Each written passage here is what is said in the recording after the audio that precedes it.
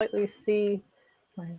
Oh, we're on. We're live. We're live. Yeah, it's all right. I because I don't normally push the button, it then just suddenly flashed up saying "Go live." Oh, yeah, I should do that. Hello. Are we doing like a proper hellos and stuff? This is confusing. With It's because I'm Andy today. Surrogate Andy. I am Surrogate Andy, and I say hello.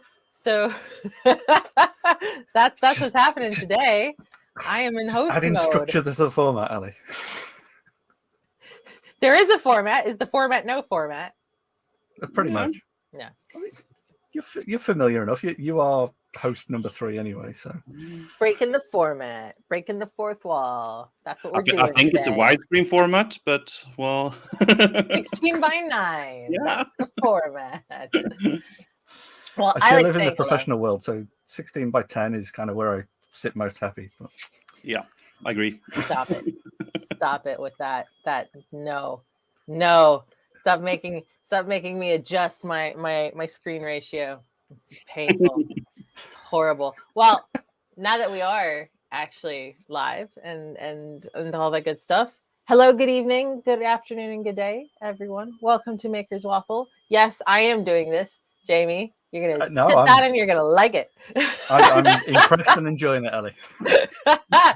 We have a really, really awesome guest this evening who I happened to know is an excellent human being, Erik Cederberg. I'm hopefully pronouncing it correctly or close to totally good. So yeah. Excellent. We got the first bit right at least. I mean, like, I have like a 98% confident ratio on that one. Actually, percents aren't ratios, but you know what I mean. Like, yeah, it's close enough. Big, pretty good. I always have to like adjust like my kind of what vowel sounds do I need to make here for this name? You know, like is this what kind of European name is this? Exactly. Exactly. And sometimes I get it with startling clarity to the point where people are like, "Oh, I did not expect you to pronounce my name correctly," and you did. And then other times it's like, close enough. I would say you're pretty close to how I myself pronounce it when I'm talking in English. Okay, now I'm curious what the difference is. If I'm talking Swedish, it would be another pronunciation of it. Which is what? Now I'm very curious. Yeah, because then it would be Cederberg. All right, then I would not have guessed that. My Swedish is incredibly limited to 2 words, which is more than many people who are not from Sweden. Is it fika and IKEA? No, it is not. It is tack, and the varsågod. Oh yeah, varsågod. Yeah. Yeah. See, actual words. Yeah. I've been to Sweden. I mean, yeah, you're doing better than me because IKEA is about the only and Kallax. You know, What's that? That's the square IKEA shelf. And it's a place in northern Sweden. Okay, I mean, I guess that makes it a little bit better, but also it's still an IKEA thing, and I think for that we deduct 3 points. I mean, in fairness to kind of attempt to defend myself, I struggle to pronounce my own name in my own native language, which is quite a feat. So I'm not too stressed about not being particularly open. Which part of your name? All of it. Okay. Fair enough. Speaking isn't my strong suit. Admittedly, like the shortened version, like true Allie story is, I actually did a bit of a foreign exchange student thing when I was 14 in Sweden. Nice. And it was super fun. Like it was one of those things. It was incredible. I couldn't actually tell you where I stayed because it was not a city. The family lived in the most beautiful middle of nowhere, big rocky cliffs, that kind of situation. They had 5 kids. Only one of them spoke English, but it didn't matter. It didn't stop any of them from talking to me all the time, which was fantastic. Like it was just, we worked out a form of communication that was very much, I would speak English to them, they would speak Swedish to me, and there would be some gesticulation, and somehow we would communicate. But I also celebrated my birthday while I was there, and the family took me to Leesburg, and I got to experience Swedish theme park for the first and only time. And so so hence that is the reason why I know a grand total of 2 Swedish words. I probably knew more, but 14 was a long time ago. So It is. I have dumped so much information in that time. Like it's that is how the brain works. That's how my brain works. You go full Homer Simpson. Every time you learn something new, it pushes some old stuff at your brain. Or in a worst case scenario, it's I can't actually bring myself to make a reference, an incredibly relatively recent, somewhat obscure JoJo's Bizarre Adventure reference. So I think I might just shut my mouth now while I'm ahead. Too late. Oh God, it's Sunday. Yep. And this is it. So anyway, because we can do show, Eric, would you like to tell our audience a little bit about yourself, assuming they don't already know you and who you are and what you do? So do the thing. I can try. Give it a go. On the spot. Give it a little college try. Yeah, I usually answer that with I don't know either. Human, or sometimes I'm answering it with what day of the week when they're asking me. That is fair.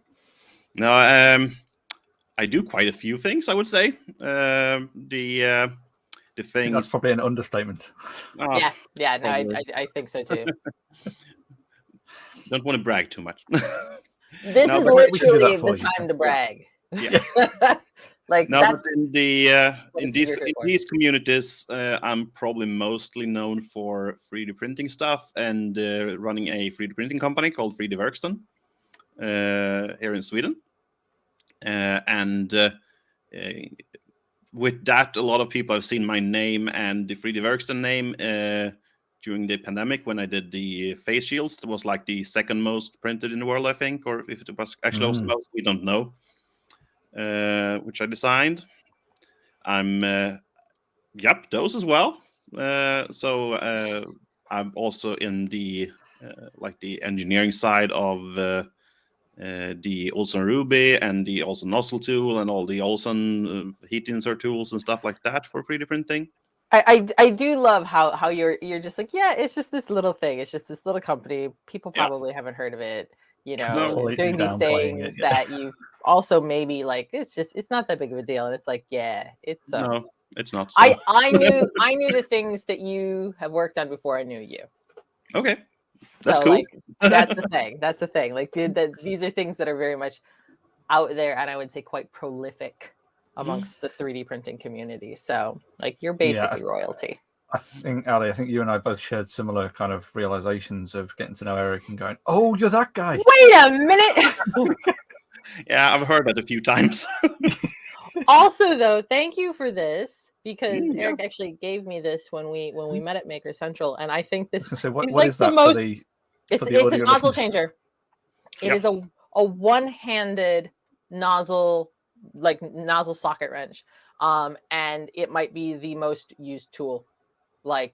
That's that nice to hear. and basically a hex, the appropriately sized hex key. That's the two most things I use the most. But this absolutely changed, and I was a pretty quick nozzle changer to begin with. I wouldn't say that I would win any championships necessarily, but I could compete. And then I love the idea of that as a whole event to have someone. Yeah. I do it a lot. I mean, I feel like I'm well known for my my nozzle collection, which I might just about be able to reach without pulling out all the cables. Come on. So much so that you designed and printed an organizer for one. Correct, because I needed it. And by the way, it's full.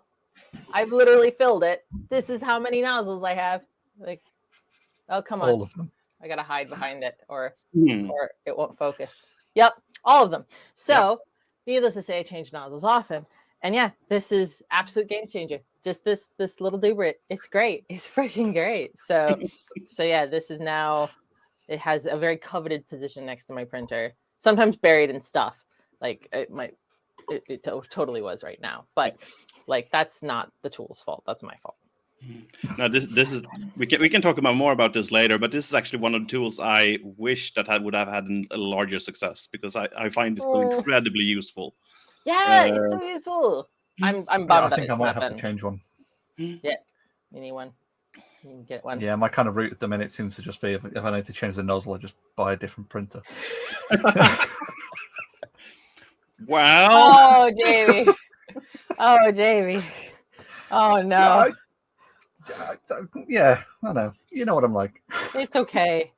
We forgive you for now. We'll have a talk later.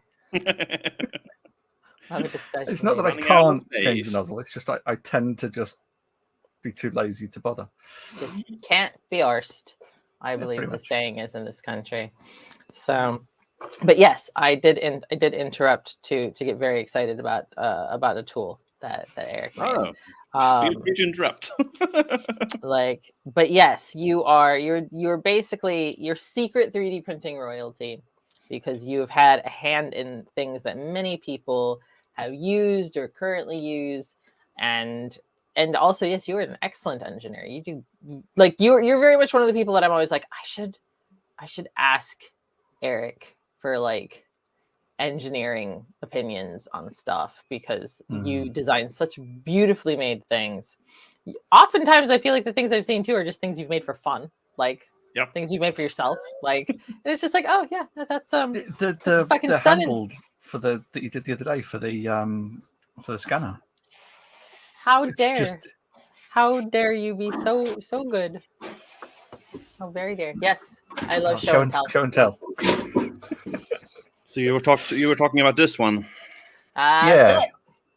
Look at that. I suppose that's the other thing to mention, is the fact that you do a lot of 3D scanning in your kind of fun. I was going to say job, but fun as well, I think. No, Did you print that with dual material? That looks like a dual material print. Dual material print. And dual material with blue TPU and black PLA. So this handle is actually flexible, like visibly flexible here. This is the move. And it's used with fuzzy skin at the handle as well. So you get a nice grip surface here. That's freaking genius. You have a TPU bumpers where you actually can see here inside that you have the PLA protruding inside here and have a locking geometry with it. This is so smooth. For a second I was like, wait, I can definitely see where the TPU is, but like the PLA is so smooth, it almost looks injection molded. Injection molded. You can see some small defect there. It's how very dare we. What did you print this on for the 3D printing geeks in the audience? This is printed on my old Ultimaker 3 from 2016. Yeah. And this is an IDEX? No, it's a dual nozzle system with lifting nozzles. Oh, I didn't know that Ultimaker had that. But no, I also am not an Ultimaker master. I don't know. I just don't know. Aficionado? Yes, thank you. That's no, they actually have a system that I think on all the current printers now that you have a head with two print cores side by side, and then have a little switch on the side, which it drives out to the side of the printer and switches that switch with its movement itself. And one of the nozzles just pops up like 4 millimeters. So in one position it's 2 millimeters below the other one, and in the other position it's 2 millimeters above the other one. And you don't have issues with like calibration with that kind of system? Not really. Because you actually do probing with those as well. So it actually probe the difference between the nozzles, so it knows exactly the difference between them.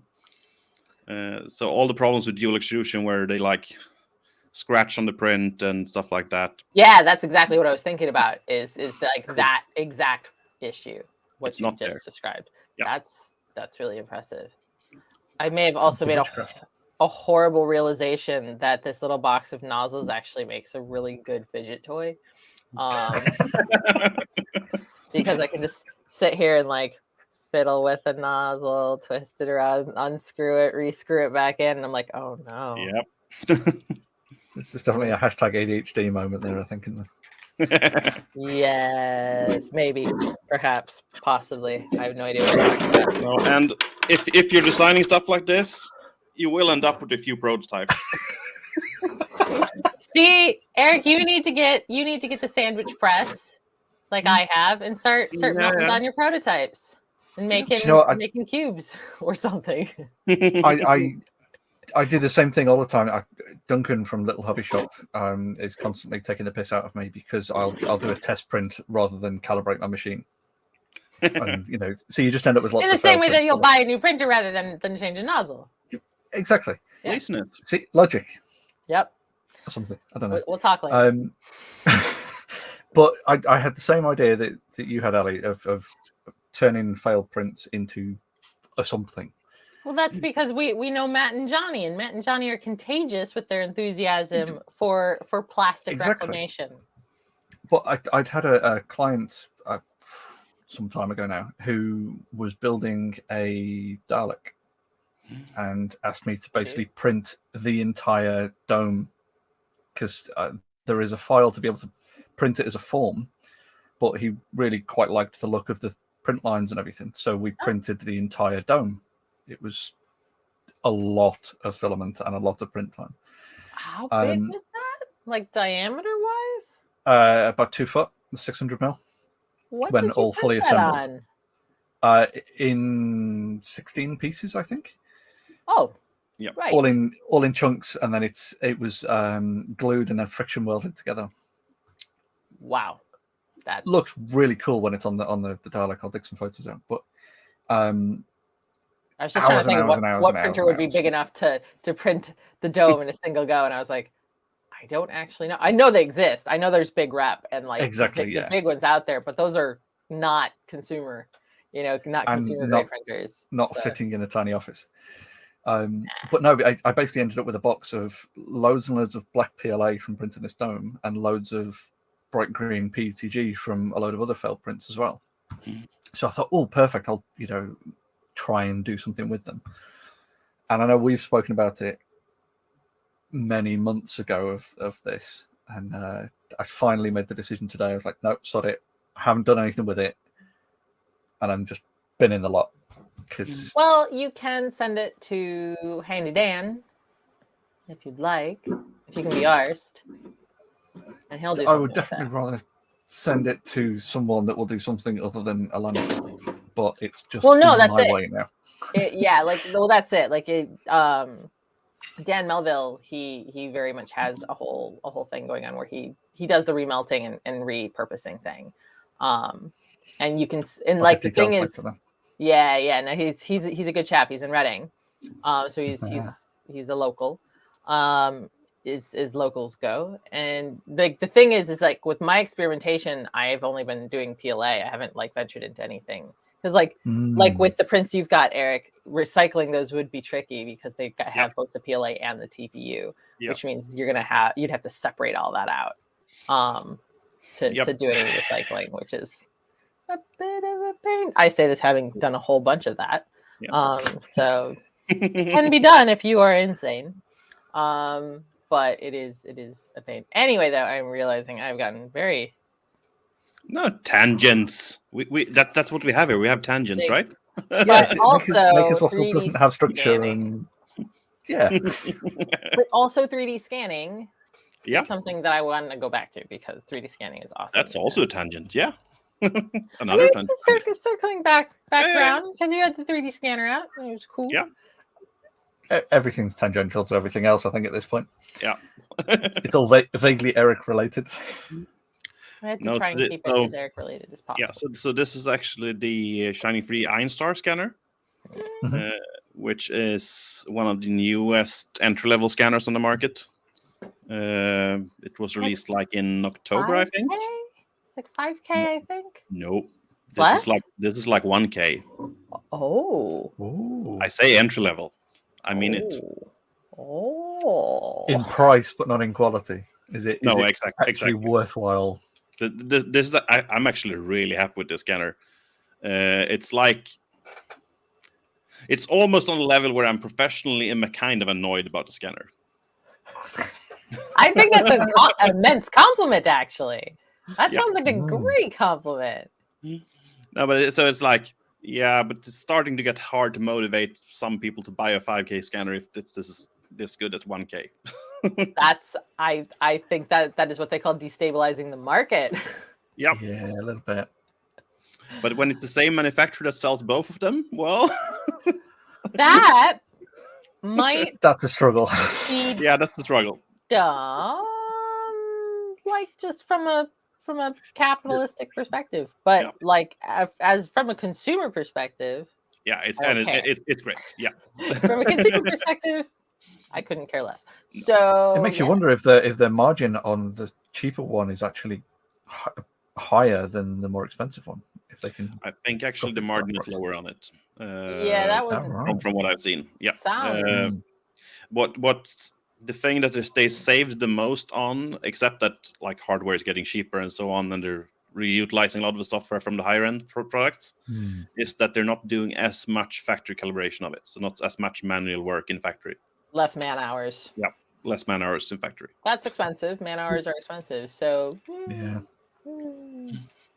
All right, I guess that kind of all the higher end scanners, they will, for example, they will do a full manual calibration. They will do a test scan of a reference object and make sure that it is within certain specifications and like tolerance specifications and stuff like that. How tricky is it to calibrate yourself though? Like how much of a loss is this not having this kind of this factory calibration? Like you always do a calibration with it.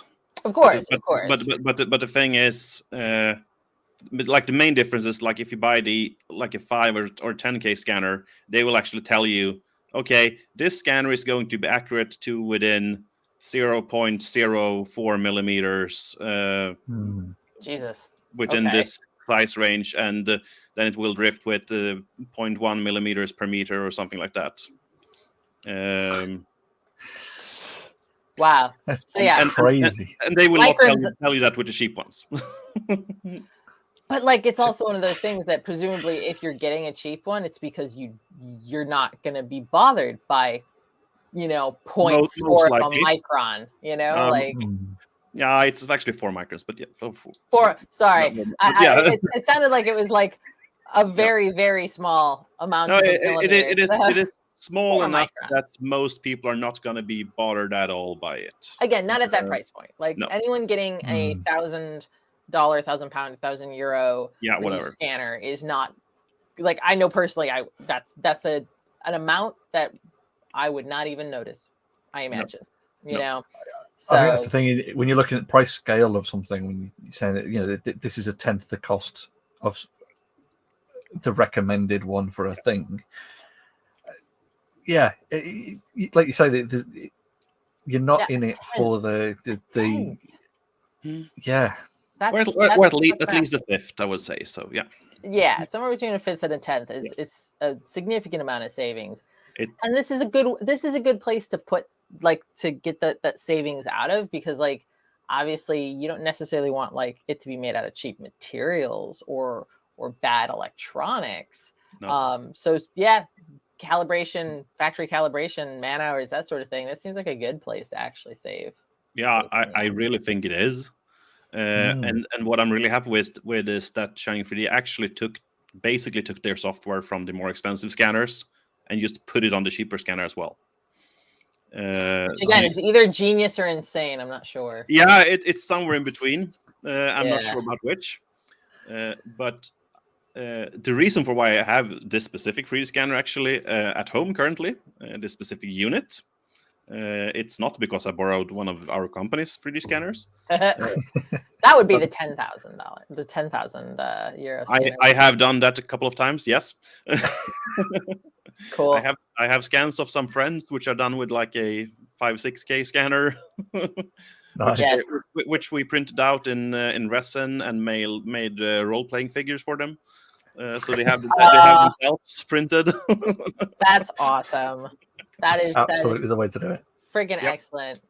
Admittedly, one of these days I will make it over and we will do a scan so that I can have a Absolutely. proper Allie mannequin. Yeah, something like that. Yeah. You know, An for Alcan. cosplay purposes. Because that is 100% like the way to go. Just 3D scan yourself. Just 3D scan yourself and potentially do like a Willow Creative and just print it out in chunks. No, I actually did that just last week. We had an intern who is like I think he's 19. Oh. He's like straight out of school. He was starting to study at uni and dropped out after like 2.5 months because it was too hard and he wanted a break. So he's working a little bit now and so on. But he started to talk the other day that he was starting out doing cosplay things and that he was trying to fit the helmet and he had such problems when he was standing like this and bending plastic and stuff like that around himself. Mm-hmm. And then someone else at work just said, "Have you gone to talk to Erik? I believe he can help you with that." Yeah, it's obviously it's not a solution that everyone has access to. You know, No. like 3D scanners and printers and stuff like that. But hey, this person did Exactly. So, yeah. No, so I scanned him in like 10 minutes in the office. We put his head on print on a 3D printer overnight. Like 0.8 nozzle, just like 0.25 layers, something like that. So relatively coarse. And printed a 1-to-1 scale head that he can use as a fitting guide. Yeah, like again, that's the way to do it. Yeah, because I mean, you and I have talked about that as well, Erik. Because I've said about getting a head cast before to try and do, prosthetics or augmentations and things. So yeah, I think I might have to venture over as well just for the fun. Yeah. Well, you don't want to like get your head dipped in agar, Jamie. It's fun. Just stick some straws up your nose. And I that was my plan A, but then I mean, if it's the option of covering your head in a load of goo and then sitting there for a long time while it degoos, or going and spend some time with a friend who's got really cool, fun toys and technology. I mean, the latter is definitely preferable in every way. Of course. But don't you want to get your head gooed? A little bit, but why not? I can't do both. Admittedly, never did my head, but I have absolutely done body casts in the least technologically savvy way possible, which did involve basically just being covered in gypsum cement and lying on my friend's garage floor like for an hour. Nice. It was incredibly uncomfortable, but it worked. It's like a weighted blanket, so well. Yeah, no, a weighted blanket that gets increasingly hot. Yep. As the chemical reaction occurs. Yeah, no, it was fine. It was fine. And not only did nobody die, it was actually quite entertaining.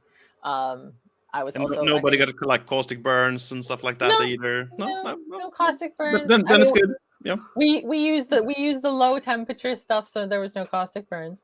No. But I was also, I think, 20. Oh no, I was 20. I was 20 at the time. So there we go. That explains a lot. I think that's that point where your kind of self-preservation isn't necessarily as fine-tuned as it is when we're our age. Nah. Also, it was with somebody who very much said they knew what they were doing. So I was just like, yeah, you do. I'm sure you do. It's fine. And you believed them. Yeah, 100%. Absolutely, which is how I ended up just lying on the floor of the garage covered in cement. So, like, yeah, like this all tracks. Yeah, it does. I've assisted with the whole, you do the wrapping in plastic wrap and then just duct taping over the top. I've assisted with that. Which is slightly less dangerous, yeah. Yeah, but then of course when you try and keep the shape after, once you've removed it from the person, and you're trying to get it to keep the shape, and then you realize that it just kind of all slumps to one way. It's super easy to just distort it, and yeah. You suddenly realize that humans are not actually like circular. Like if you try to fill it with something, it'll basically go boop. Yep. But humans are not actually like that. If you slice through them like that, we're a little bit more like this shaped. We should say to the audience, don't slice through humans, please. Nah. not for checking purposes. Unless you have a license for that. I don't know. I loved the Or an Body MRI. Worlds exhibit. The Body Worlds exhibit, I think, is one of the coolest things I've ever seen, and that has body slices. So somebody's doing it. Yeah. Just saying. Okay. Should we caveat it then? Leave it to the professionals rather than. Yes. It's not a DIY project. Yeah, just Unless you are a professional. No. Yeah, professional in doing that, not just a professional Any person kind of in some professional. kind of field. Yeah. regardless. Yes. Exactly. Yeah, but Right. going back to this then. Yes. So the reason why I have this one is actually because I was evaluating like all the cheap 3D scanners I could get my hands on, like this summer and this autumn, because I wanted to get a 3D scanner for our makerspace. Ah, that's Yes. awesome. So is this the winner then? This is the winner, yes. Or actually, it's one of the winners. Because we're actually getting two. God damn it. Your makerspace sounds like the coolest makerspace. I'm so envious. Because this 3D scanner is really good at scanning stuff from like this size and upwards. But not small stuff. Smaller than this, it's not really good at, because it's not like a close range high res scanner. It's more of a Got it. scans bigger stuff well. So then we also got a small a Shiny 3D Einscan SE, which is like a desktop style turntable scanner. Ah, nice. Got it. Which is good for stuff that are like less than like 20 centimeters in size. So then we get two of them, and we get the whole range, and it works really nicely. And they have very similar softwares as well, which is good for usability. So that's the other thing that people usually know me for, and that's makerspaces.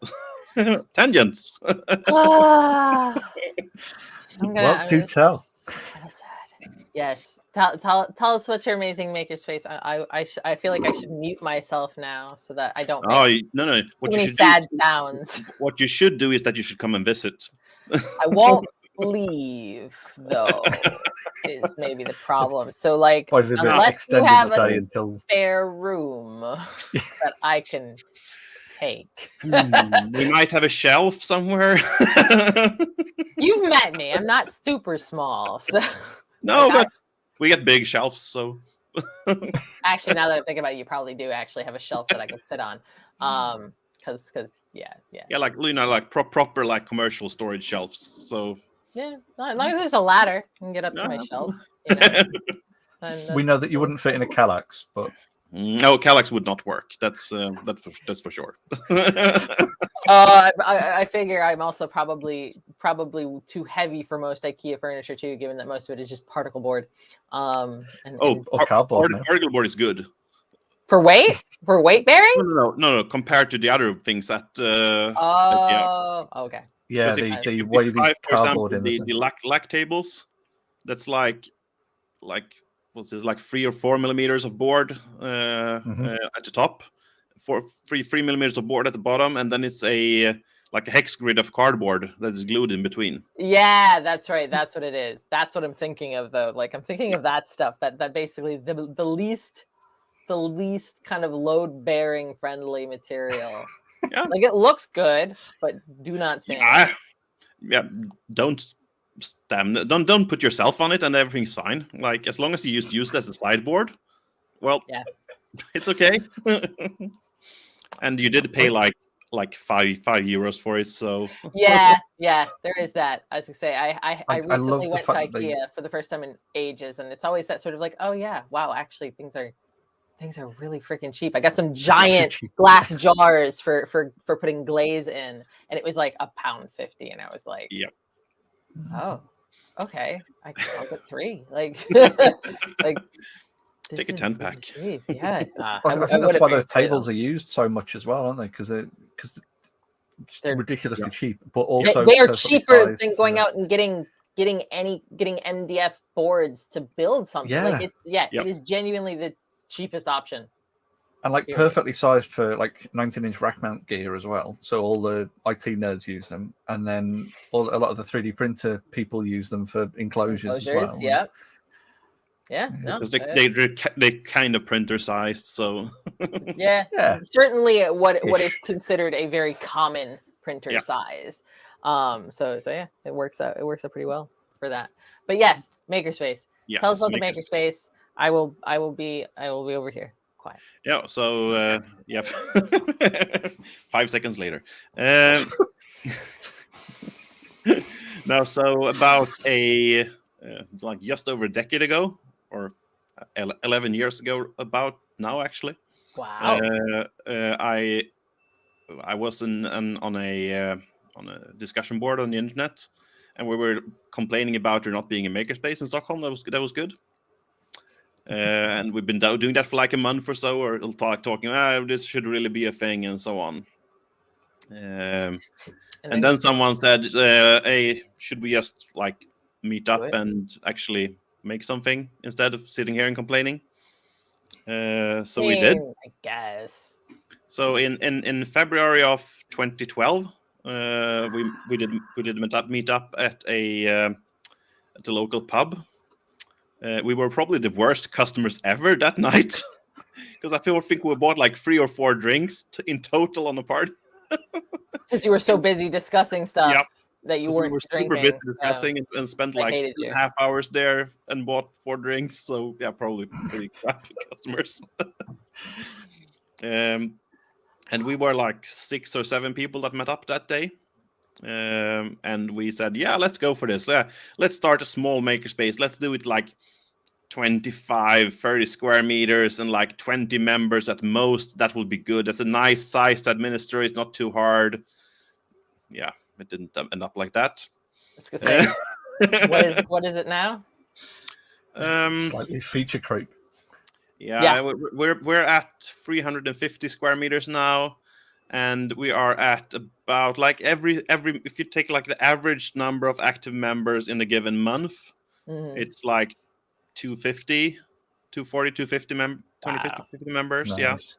Yeah. And like in total members in the organization is like 600 or something like that. 700. Can people like be non-active members? Yes. Then? Yeah. So we have a membership tier system where you are where you're a member in the organization, which you need to be to use anything in the organization. So you're a member of the nonprofit, and that's very cheap. That's like 20 euros per year, and then you are allowed to participate in courses we do. So you can register for our courses. You can do, and you're a member. You can go to the annual meeting and you can vote, and whatever you can do in a regular nonprofit. Go to an AGM. And then we have what we call a lab membership, which is basically a usage fee for the lab. And so you pay your lab membership, and then you get 30 days of 24/7 access to the makerspace. Nice. And that's 30 euros. We're probably going to increase that very soon because of inflation and stuff like that. We haven't increased it since 2013. Oh wow! So we're starting to get a little bit hurt of that now.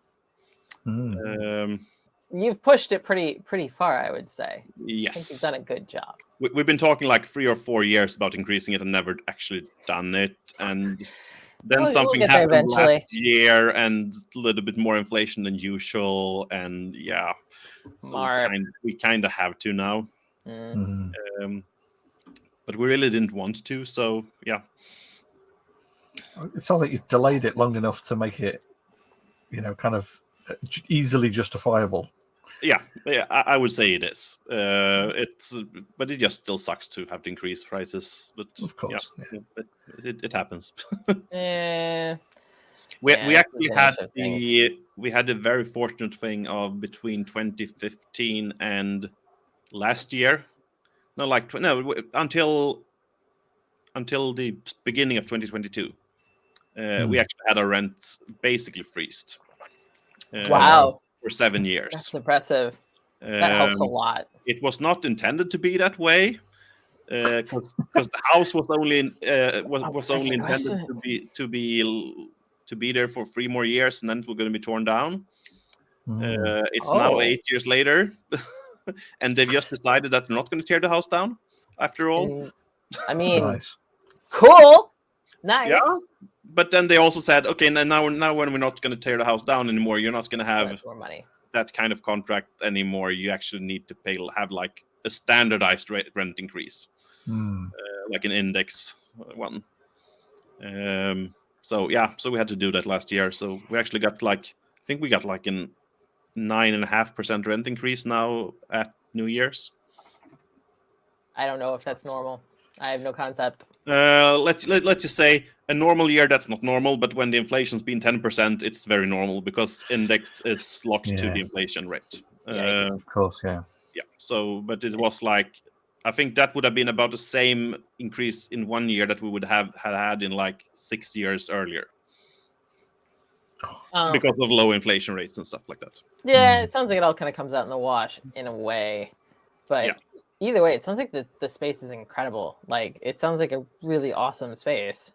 I'm really proud of it. You should be. I've spent a lot of time on it. I can totally. It's been a huge project. Like, people, when I meet some new members at the Makerspace, they're like ask me like, oh yeah, and what things are you making here at the Makerspace? And I'm looking at the Makerspace. Yeah, I'm making a Makerspace. That's usually the project. All I get time to do. That's the tweet. Yeah, that's it. The Makerspace. Yeah. That's what and that's a big project enough. Yeah, Jesus. Actually, Allie and I have kind of over the last couple of years have seen the stuff that you've been doing kind of behind the scenes and stuff. So we've got a bit of the insight, I suppose, in seeing just how awesome the space is and the stuff that you seem to be doing with it. But... No, Again, and right now we're actually we are right in the process of expanding the space a bit, because in late last year we got the opportunity to rent another 50 square meters. So we went going from 300 to 350, and so we're rebuilding a lot in the space to try to make the best use and optimize everything for that space. So we just now built a new electronics workshop and a new textile and workshop, and we're torn down the room where the electronics workshop were, and we're making that into our new wood workshop by tearing down a wall and putting up another new wall to change the size of the rooms. And then we have to do get people in for electricity and ventilation, and it's a lot of work and a lot of cost, but it's going to be worth it because we can actually use the rooms effectively. It sounds like heaven. I'm dying over here. So our new electronics workshop is about 25 square meters, and our new textile workshop is also about 25 square meters. Our wood shop is going from about 23 to about 48 now. I'm trying to imagine all these sizes in my head, and they're all so much bigger than any space I have access to. So I'm always like, nope, that's just gone. And 25 square meter, that's a 5x5 meter room. So yeah. I mean, I'm in a 4x2 meter room, so yep. Yeah, it's like that sounds good. That sounds nice. I mean, obviously. This is all nothing by American standards. I'm sure American maker spaces are like the size of. There are some very large ones. Yes. Yeah. In fact, actually, it's funny. I had the awesome opportunity of getting to go to the maker space, the creator space in League City, which is outside of Houston, Texas, which is Lindsay Creative's maker space. Like, that's the one that she's a member of, and she kind of contributes to. And it's enormous. It's basically, it's actually like an old office building that's been repurposed. Cool. But they basically have an entire floor of this building. And it's like, I can't even tell you what the square meters of this place was. It was enormous. It just kept going too. Like, it was like room after room after room after room. And because it's like they've got an arrangement with like the city, they're basically like renting it from the city, and they're renting it for an amount that is so low. I'm not going to say just because I don't know if I can, but like it also includes electricity. includes power. Yeah, that's And good. the power alone, I think, would cover the entire cost. Yeah. Of the rent. Like We've insane. actually had a contract now with included power for the last 9 years. Like, so like 8 like years. again, that's the most incredible thing when you're running all those machines and stuff like that. I don't even want to think about it now. But yeah, so there's definitely some in American places that have the wide open spaces. They definitely got the maker spaces of sizable repute. That was far too poetic. No, but I'm trying to like. I'm not doing it enough at all but I've really been trying to sometimes to actually visit maker spaces when I'm out traveling.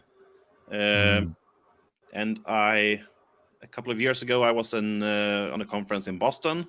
I went to Arts and Asylum there, which is like 4,000 square meters or something like that. So a warehouse.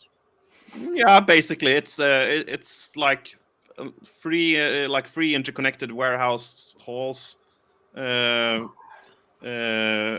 like it's basically like one of them is most of the workshops. The middle one is like they have some workshops. They have like a bike workshop and the jeweler workshop and some other things there. And like the scale of stuff is like incredible. Like the jewelry and goldsmithing workshop has like 10 tables. You can run a full like course there and like have 10 people working at the same time. Does your makerspace have because I don't think you've mentioned it, and it would honestly make perfect sense if you don't have it, because this always feels like the one thing that's very difficult to integrate properly into a full makerspace is a proper ceramic space. Yes, because of the kilns.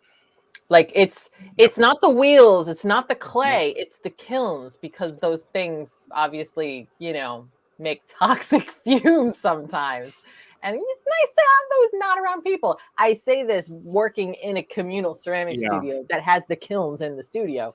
But obviously, like, they know what they're doing and they fire. And also, what a big problem with them is that they have to run for very long times. So they're gonna be running unattended at very high temperatures, and stuff can happen. You need the right kind of space for it. Yes. Like, you need the right kind of space for it. And that's really been the thing when we have looked at it, because we have looked at it through the years a couple of times.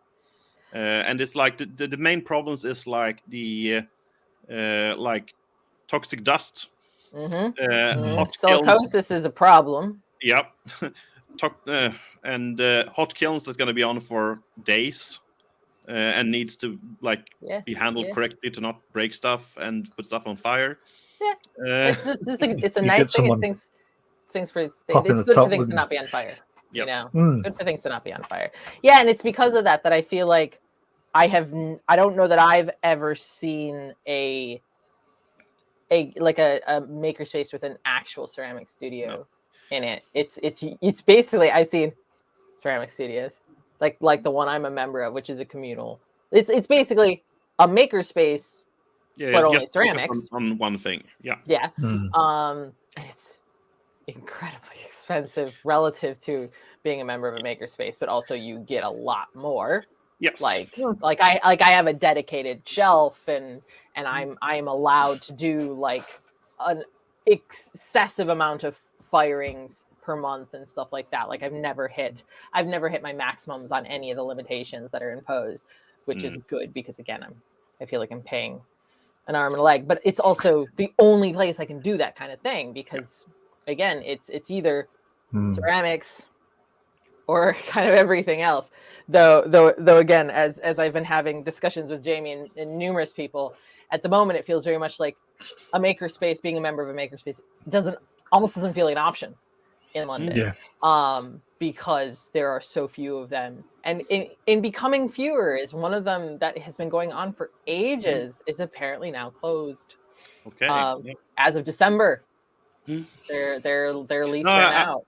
I've heard that there have been like really hard to get into makerspace in London, and it's like you have to be on like waiting lists for years and stuff like that. Yeah, which is why I'm like literally just asking the internet now if anyone has access to a space that I could just use for a day or so, because that's really all I need is a day or 2 or 3 tops. But you got to be a student, of a university or faculty. You've got to be a long-term member of one of these maker spaces. But again, I think there's genuinely like 2 now, like 2 major ones that are in London that aren't also co-working spaces, because that's the thing. I realized recently that there's like a couple more. There's a few like maker co-working spaces, and the cost.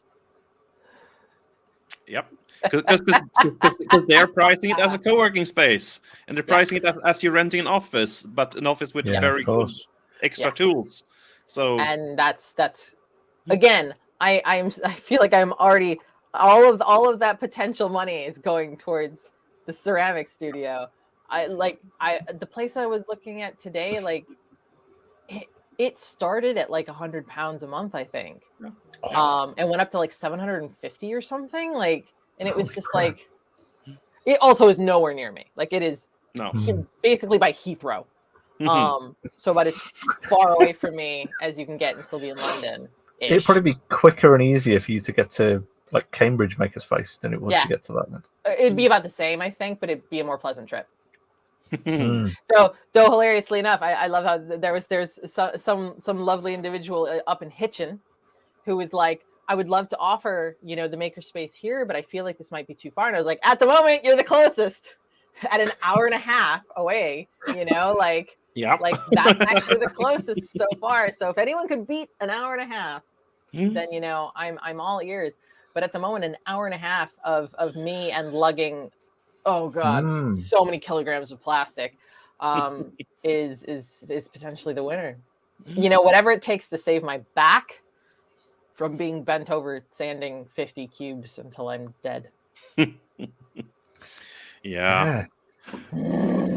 But also with these ceramic studios you're talking about, like that has also been one of the reasons behind we're not even trying to integrate the ceramic space into the makerspace, because they already exist. Yeah, and they're quite common.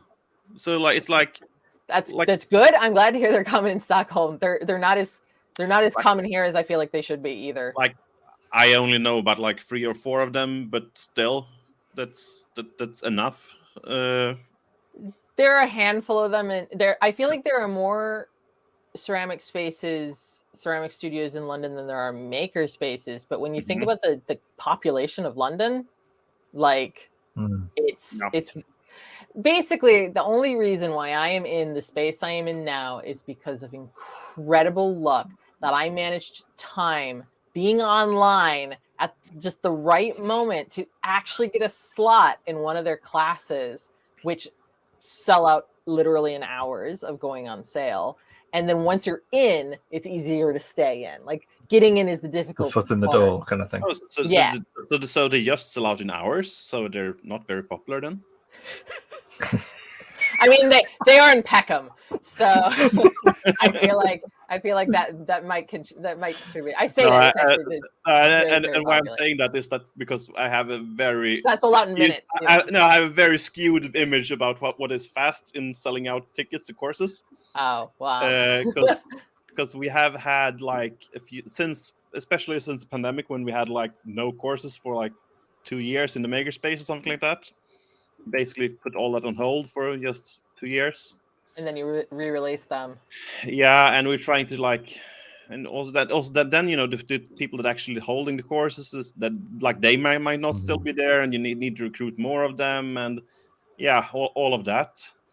But that also means that some of the courses has been selling out incredibly fast. Well, that's awesome. Like that's fantastic that you're getting those kinds of things. Let's just say I just checked here our latest courses. This was quite small courses. It only had six spots because it was like a introductory welding course. So I posted that link at 1909. and the last spot was sold 1911.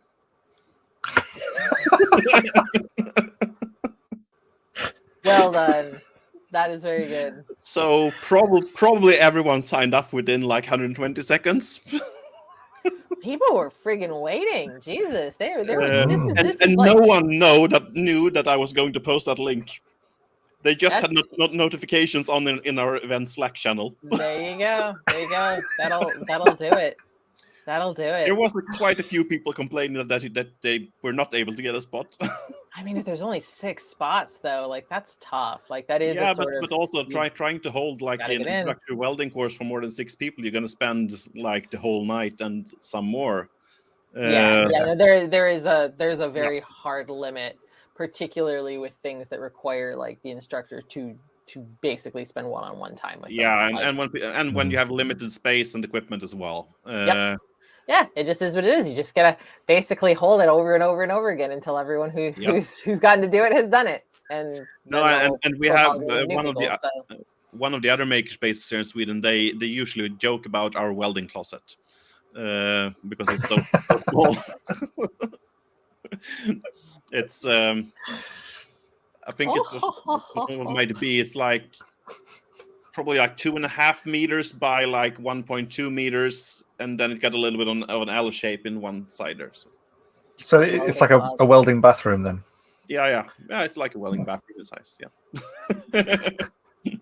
And the thing is that other makerspace, they had like a 100 square meter welding room at the time. So. Well, la-di-da. That's a. They could basically like drive a full car in there. And we need to think about how big things we're welding up, because we can't get it out of the room if they're too big. That's an important thing to consider with these things, I think. Yep. Yeah. And anything that isn't a roller shutter door is going to have the same consideration. So I wouldn't put yourself down too much. No, and it's like it's a really great for what it is, I would say. Because it's like this super compact room. Like when you would do the course, you can be like 3 people in there, because then the room is full. Yep, done. just done. You're absolutely full up. Yep. So it's like one trainer and like 2 participants in there at the time, and one of them can actually be welding, and the other one can be looking. Or holding the piece of work. Yeah. No, but we have like a nice steel welding table in there. We have a MIG welder. We got a TIG welder. We got a plasma cutter.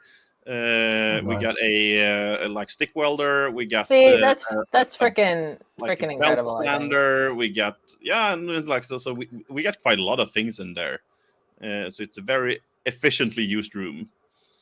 It sounds it. We're talking a lot about playing Tetris. So incredibly efficient, incredibly. But like that's such a, I don't know. Maybe again, this is the American turned European in me speaking, but I feel like the efficient use of space again, is incredibly important, because you don't always have a ton of it, but you can do a lot with what you got if you're smart about it. Yeah, so it sounds like you've been incredibly smart. Yeah, and like our 300 square meters, that sounds a lot when you start looking at it, and then it's like, oh, but when you actually try to fit stuff in there, the space vanishes so fast. Yeah. It's like, oh, now it's gone. Yep. And like storage space and like materials and like those things eat space so fast. Yeah, a lot of the space planning stuff that I do with work and things is a lot of people forget that when you're planning a space out, you also need to plan for people to be in them. Yep. Yeah, people take up space, I hear. Like and then they when physically exist. And not only that, they like to be able to like move and gesticulate and hold things and carry things.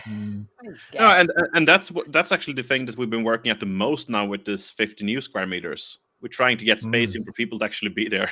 The ability to move around. Yeah, so we're actually not getting like any new tools whatsoever. We're just expanding some workshops, improving the ergonomics, just moving things around a bit. Yeah, we might get a little bit more table space, like work surfaces, but that's it.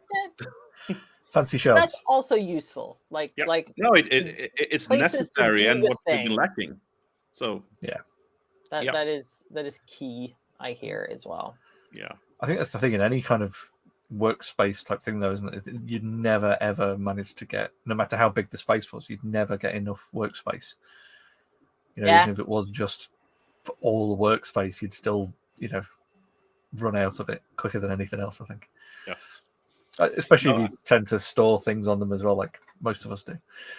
No, and we actually we've been forced to develop systems to handle storage at the makerspace and being very strict about it over the years, because otherwise the space just fills up with stuff that no one knows what it is and no one can handle and stuff like that, which is very boring to actually take care of.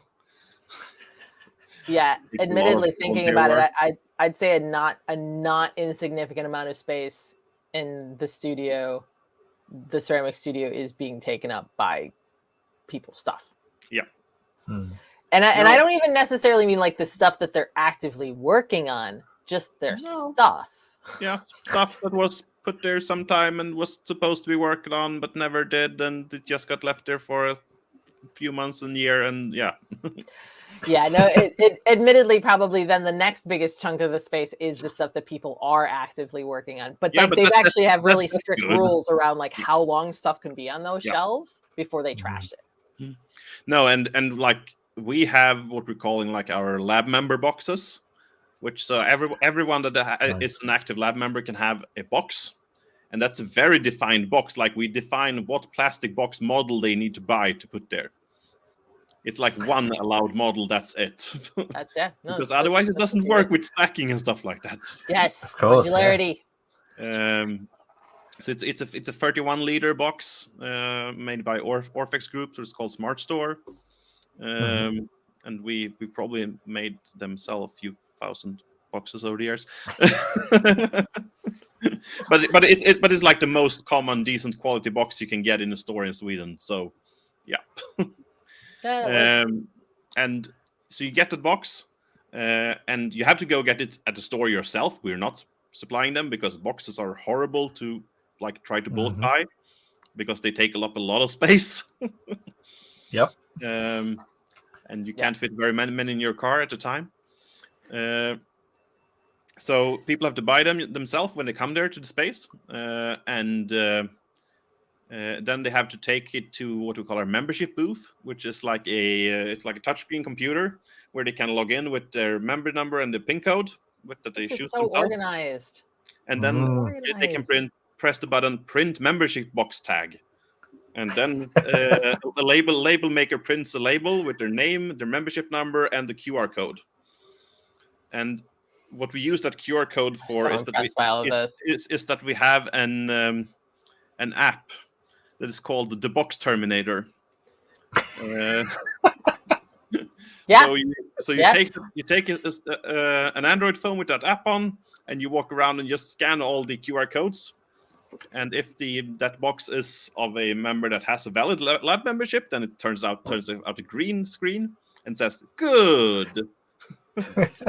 if the member does not have an active lab membership but has not been inactive long enough for the rules to kick in that they actually should not have their stuff there, because we have a grace period, then there's a yellow screen and okay, this thing is going to run out of time soon. And if it's been even longer, then there's a red screen, and you can press two buttons, and one of them is nag.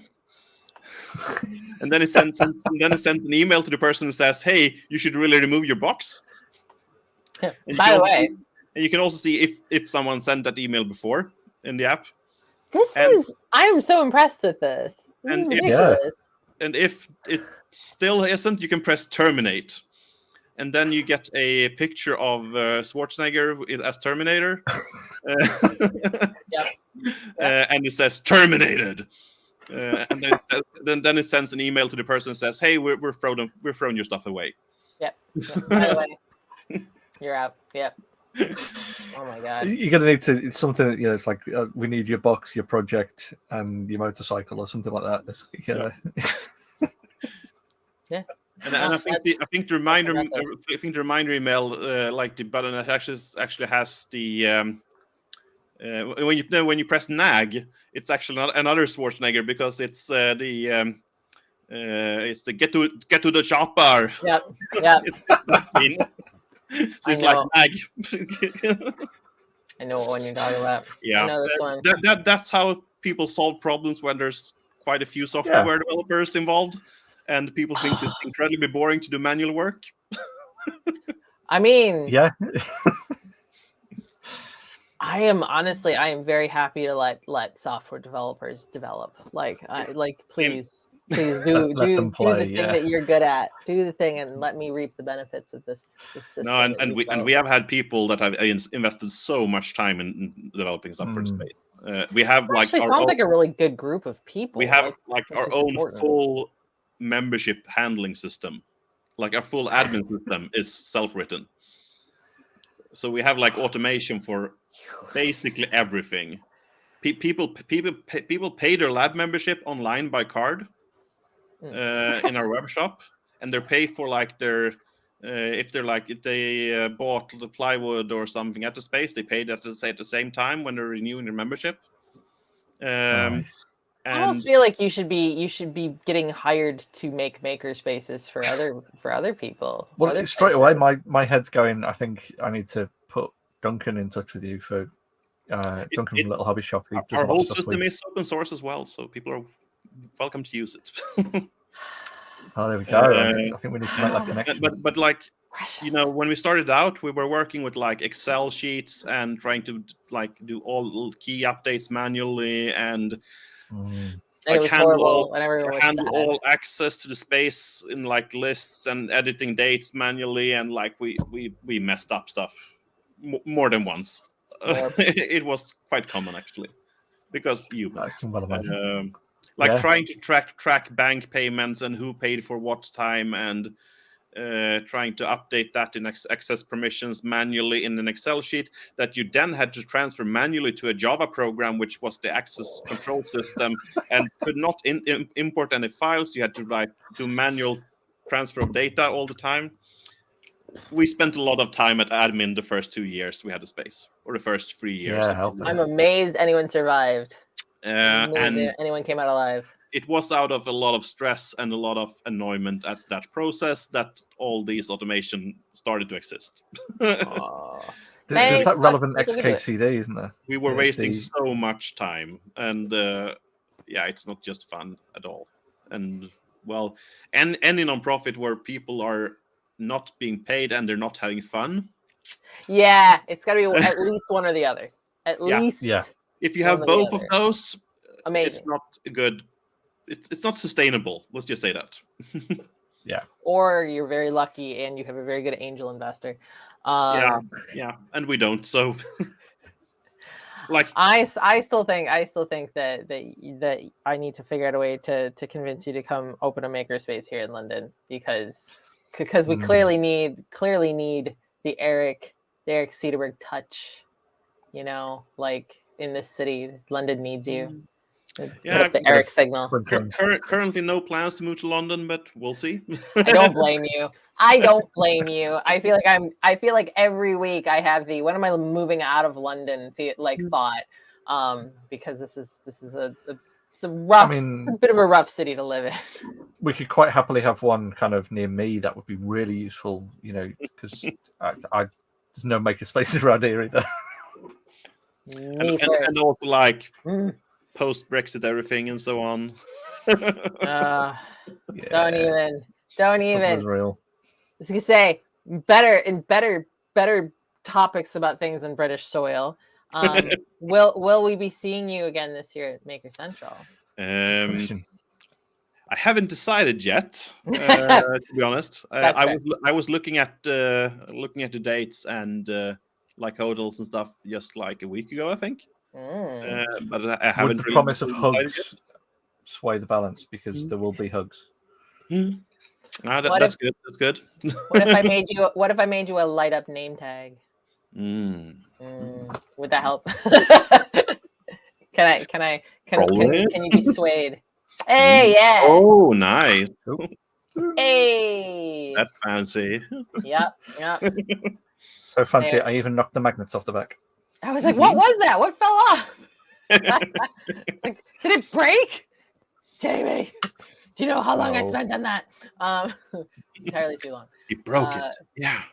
Nah, No, but I'm seriously thinking about joining this year again because I had a good time last year. So it was a lot of fun. I do realize it's more effort for you than it is for us. It does take a bit of extra time and money to get there. So yeah. But what I was gonna say, I feel like we're all out on the hotel costs. So like it's more like the time and flying and stuff like that. Yeah, it's like the hotel costs. That's for everyone. So, but you can just fly basically right into. Like you fly practically right into the NEC, don't you? Like you park the plane next door. Yeah, you really do. So like as it goes. Yeah, you go out of the terminal and you're basically in the NEC. As far as convenience goes, I feel like that is the most convenient. Yeah, I usually have to fly through Copenhagen because there's not a lot of direct flights from Stockholm to Birmingham. Oh. There's lots of flights Stockholm to London. But not Stockholm, Birmingham. So I had to fly through Copenhagen last time. That's gonna happen. What I actually did last time was that I flew out Friday early morning. So I arrived at like 9 or like 9:10 in the morning or something like that. You take a nap. No, I was just sitting in the hotel lobby and working. I guess that's okay. Yeah. I guess you could, work. Yeah, it might be worth us looking at, depending on the costs or the shuffling and stuff, because there's quite a few folks that fly into London, and then there's kind of other makers that are ferrying up as well. So that is. I mean, it's probably less travel on planes. I don't know if it'd be less travel overall since the drive from London to probably Birmingham not, is but nothing. So I guess it depends on how you like your travel. Do you like it alone in a plane, or do you like it in a car with other makers potentially playing music of questionable repute? If it's only questionable, that's okay. You've not been in the car with me. You can't be judging my music taste like that. You're right, I know, but we did the drive. I was gonna say I've definitely done the drive, and by done the drive I mean I sat in the passenger seat while someone else drove. That's the nicest way of driving, I think. I mean I have the capacity to drive, but I've never attempted it in this country, so I'd rather do it in your country, frankly, because it would be much more familiar. I can see why. So yeah, smaller. They have some weird idea about stuff there. So yeah. No. Everything just like it's a little bit like being in opposite land. Yeah, we're just a bit confused. You got to make all the sound right now. You got to make all the noise. Thank you. There's a visitor. Well, making all the noise. She's done. She's gone. Yeah. We did see her pop in through the door at the back. Yeah. and leaving now too. She's gonna check out the new little miniature workbench. Up and now gone. There we go. That's it. That's all I get. I get a drive-by visit. She's terrible. It wouldn't be you on this podcast without a visit from Mabel. I mean, there was no Mabel butt in the shot, so disappointing. Yeah, I mean, she's a cat. She's gotta get her like penis right in the camera. Cat does that. Showing off. Yeah, exactly. Humans usually don't, but no. Oh my goodness. Well, I hope that if it ends up being something you can finagle, then I will keep my fingers crossed, because it would be very good to see you again. I feel like last Maker Central felt like such a almost like a practice run in a way, because we were all just kind of coming out of our little cages, out of our little boxes, and going, are we allowed to people again? So bright, people, so loud. What am I doing? And now I'm kind of I remember how to exist in society. But it was incredibly loud. Yes. No. Mostly because of the robot wars, but yeah. Yes. No. I have. I had some seriously, profoundly, deeply enraged rants around what felt like the least thoughtful, the least like kind of like well thought out decision around making that in the same room as literally everything else. Rumor has it there has been a smidge of feedback towards them that they've. I can see why. Well, like we're talking about, and this was very much kind of at the heart of my rant, was the fact that this is a group of people that is probably statistically overwhelmingly neurodivergent, and probably with a spectacular amount of people with auditory processing issues. So, like, maybe read the room, like in a literal way, read the room, and like, but it's also one of those things that I'm not dumb. I understand that it's cheaper to put it in the same room than it is to get a separate room. Yeah, and for those people, you can get them more exposure, and like people are going to see it more, and But also, you're also hurting everything else. So yeah. No, I was exhausted after last year. It was like the first. It was a like lot. The first event I went to in quite a while as well.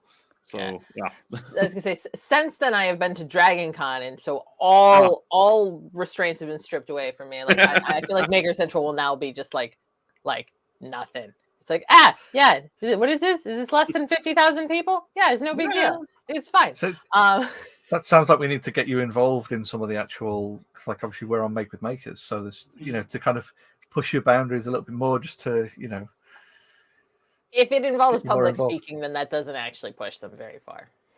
Oh no, it involves just standing in the booth, making stuff with random people that walk up. That's what we've been doing. It's the standing bit. It's the standing, actually. There's like the making stuff's fine, but I have to stand? I have to stand for an extended period of time? Seats? Okay. It might be fine then. It might be fine. We'll see. I can't comment on the ability to be comfortable seats, but there will be something to rest. The very hard bench kind. I like my freedom. I feel like too that I'm gonna have to reattempt the nail competition with Steve. If I suppose actually he probably wouldn't be doing it this year. I suppose it would be someone else doing the nail competition. Maybe. Possibly. It is still TBC as far as I know. Well, if there's nail making and pounding into logs, I feel like I am beholden to re-challenge. It's probably someone with the Steve name tag. Yes. But that's most of us. That will be most of us. In fact, I feel like I might need to steal back the light up Steve name badge that I made for him, just so that I can have the best Steve. Borrow it for the day or for the weekend. Yeah, exactly. The best Steve. I mean, of course, the best part about it is the fact that his pronouns are em with no h. Yeah. Because of where he's from. Because he's a yokel from the south.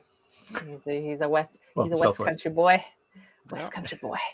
But yes, I am very much hoping at the moment. I feel like it's very likely that I will be there. I have not committed to it just yet, but at the moment I'm kind of like, it feels easy enough.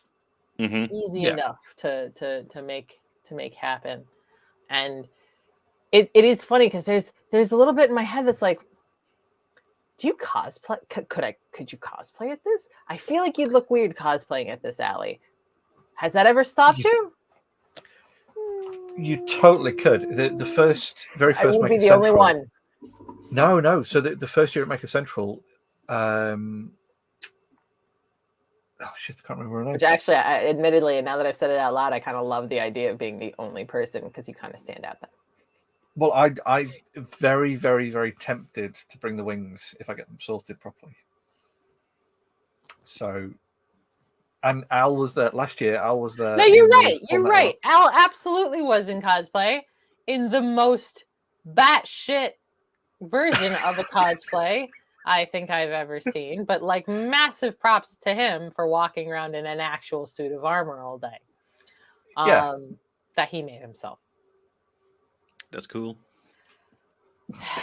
Like, it was one of those things. It's like, wow, you are actually insane. But it was glorious. It was an excellent Alphonse Elric.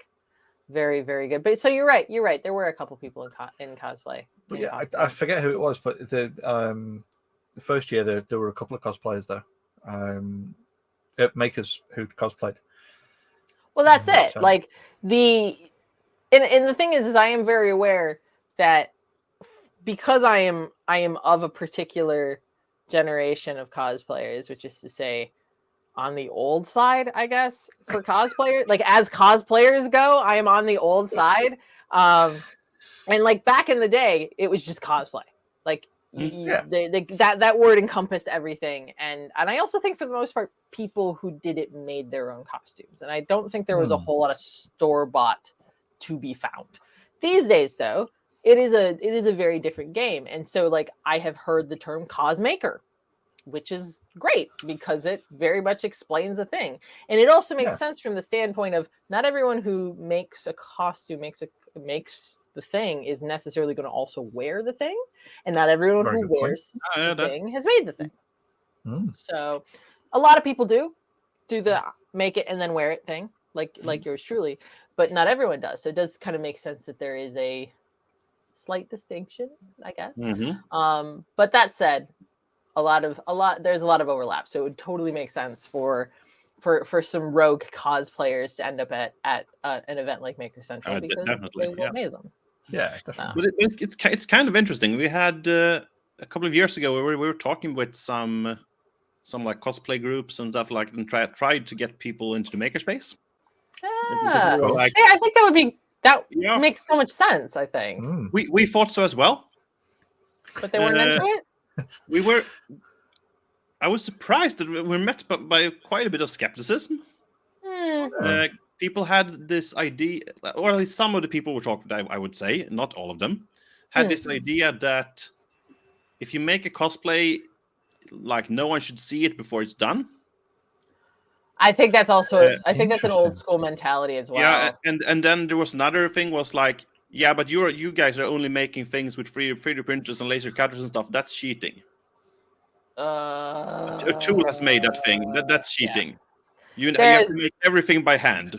Yeah, there's a lot somewhere around there. I think we kind of just were like, yeah, whatever, fuck it. We're not gonna. Yeah. Never mind. Never mind. I do. If you're not weaving your own thread for the stitching, then it's not real. Yeah, no, I do think that is actually one of the things that has improved massively, like in the last handful of years, is the idea that cosplay is valid regardless of your method, but also that there is no one size fits all method. Like it doesn't make sense to 3D print everything for cosplay. It doesn't make sense to build everything by hand. Like a combination, a multi-tiered approach is, I think, always the best one. And also the whole use what you have. Like if all you have is, a sewing machine and some fabric, then, use it, do that. It's fine. That's great. Build stuff out of cardboard, and that's good too. If you have a 3D printer, then again, awesome. Use that. If you have, one thing and not another, or you have the skill in one thing and not another, use the thing that you have and are comfortable using, and that's really all that should matter. It is. I have seen some insane arguments, particularly about foam smithing versus 3D printing. That seems to be a big one that people get real ornery about, because they are often creating the same end result stuff, like props, armor, that sort of stuff. And so I guess they're seen as being at odds, which again, I would very much argue that there are good use cases for both, and they aren't necessarily completely interchangeable. There are lots of things that I would balk at having a whole bunch of 3D printed parts for, because it'd be like, wow, all right, that's gonna get heavy real freaking fast. Guess what isn't heavy? Foam. Yeah, and also like this will be actually comfortable with foam. On the flip side, getting tons and tons of tiny detail into foam might take you the rest of your human life. Yeah. You know, whereas a 3D printer can do it in an afternoon. So it depends. It depends. It's all good. Yeah. People need The right tool for the job. Complaining. Yeah. I mean, it's the, you know, if all you've got is a hammer, If all you have is a hammer, everything looks like a nail. Yeah. I'm If trying all to you figure guys the are hammered, analogy. then Yeah, no, Then you're and probably a blacksmith. and that's true. Like that is, I think, the approach a lot of people have. Like, but it's when they take that, and it's not just everything looks like a nail. It's no one else is allowed to have anything else either. The thing that everyone has is a nail, and I need to make them aware that what they have is a nail, even though I'm the one with the hammer. Yeah. But I think as well, we all sort of as humans will fall into patterns. You know, I know that people are grumpy. Well, yeah, but like my 3D printers are here and my computer is here, and I spend a lot of time in my office. And I know that I've sat and spent an hour designing something in SolidWorks or Fusion or AutoCAD or whatever, and then spent an hour printing it, or then could walk downstairs to my workshop, grab a block of wood, drill the same hole in it, and have the same functional end result in 5 minutes instead of. Yeah, I think we've all had those kind of experiences. Yeah, and it's I think one of the best skills to cultivate if you are a maker, especially one that is not only a maker of a particular thing, particular medium, is to cultivate the ability to recognize the strengths and weaknesses of everything, and to be able to go, yes, this would be good in wood.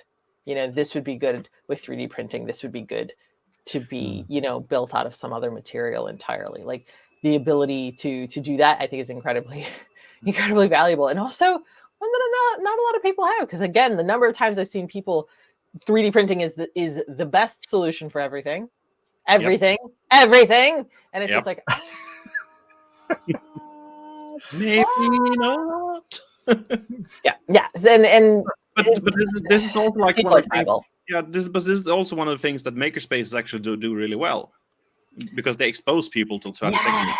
You get introduced to tools and techniques that you might not get to otherwise. That's such a huge thing, because again, like being able to buy a lot of these tools is prohibitively expensive, and you might not have or just take too much space, so you can't actually have them. Exactly. So makerspaces are so incredibly valuable in that regard, and also you're not there yourself. Yeah.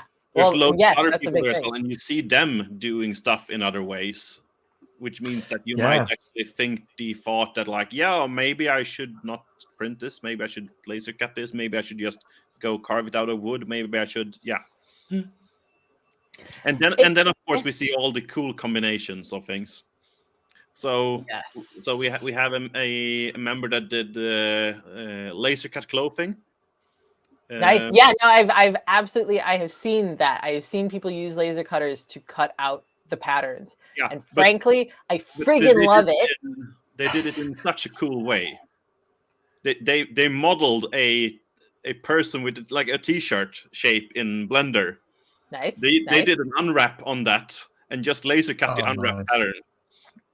So the funny thing is that not have any seams where you would expect it to be.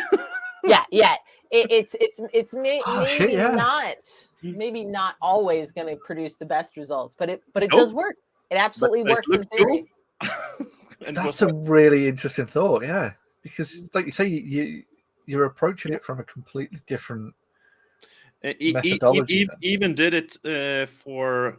I know he did it with that he actually took like human mannequins and in Blender and did a cloth simulation to make the cloth drape over it. Then exported the cloth, did unwrap, put it in a laser cutter, and then sewn it together. Yeah, that's cool. That's actually kind of what I did to try and create a cutting pattern for one of my designs that I was doing in clay. Was I literally took it into Blender, just unwrapped it, and then exported that and went back into Fusion with it to extrude a cookie cutter kind of style thing. But it was just an unwrap. It was just an unwrap. Blender hated it, but I did it. Yeah, but I suppose that's similar to me using the sheet metal tools in CAD to make leatherworking patterns and things like that. I suppose it's very much the same. Big brain stuff. Big brain stuff. Yeah. No, and like leatherworking with the laser cutter, that's very, very handy. It does smell a bit. Yeah. But yeah. Honestly, I love the idea, like the laser cutting as a time-saving tool to keep from like manually cutting out stuff. Because I've seen people use laser cutters for cutting out fabric patterns. I've seen them use it for cutting out foam patterns. Because again, you can cut through foam real easily with a laser. Yeah, the leather, like all kinds of things, not just hard materials like wood and acrylic, but yeah, soft materials that you can then go on to build into something else. But it is that, oh my God, this is going to save so much time cutting out shit by hand. Which is the worst part of making anything, any sort of fabric pattern, is tracing out all the pieces, cutting them out by hand. Sewing's fine. Like sewing's whatever. Sewing's enjoyable actually, but cutting things out is like. And you actually need to like be on top of what you're doing. Precise. Because if you trace the wrong line on that pattern or something. Yeah. And the laser cutter does it in what? 10 minutes. I don't know how long they take actually. Now that I'm saying that, like don't listen to me at all. But I'm making things up. We had one of the guys that was one of the quite early members at the Makerspace. He was joining like when we started. He was going to the. This probably had to be in like 2015, maybe. He was going to attend the Medieval Week in Visby in Sweden. Nice. Which is Ren Fair. Yeah, it's basically it's like it's very well known like within like medieval LARPing community and stuff like that, because it's like that was my guess. A full town is in medieval mode for a week, basically. Yeah. There's many thousand people going there. That's like a really big, really awesome Ren Fair. And he was like, I think it was like the night before he was going down there, and he still was not done with his clothes. So he was laser cutting out patterns of medieval undergarments. Of course, as you do, to hand sew them together. Oh, in the middle of the night. You lost me. You lost me at hand sewing. That's technology. Yeah. Hey, I'm going to this medieval thing. I'm going to laser cut patterns and then hand sew them. Yeah. What? Yeah. Okay. Do so. I mean, you could do the other way around and use scissors and a sewing machine, and it would probably have been a lot quicker. Yeah. Maybe. Possibly. Actually. Probably. Oh, hand sewing's the worst. Now, so been seeing a lot of cool combinations of tools for 3 years.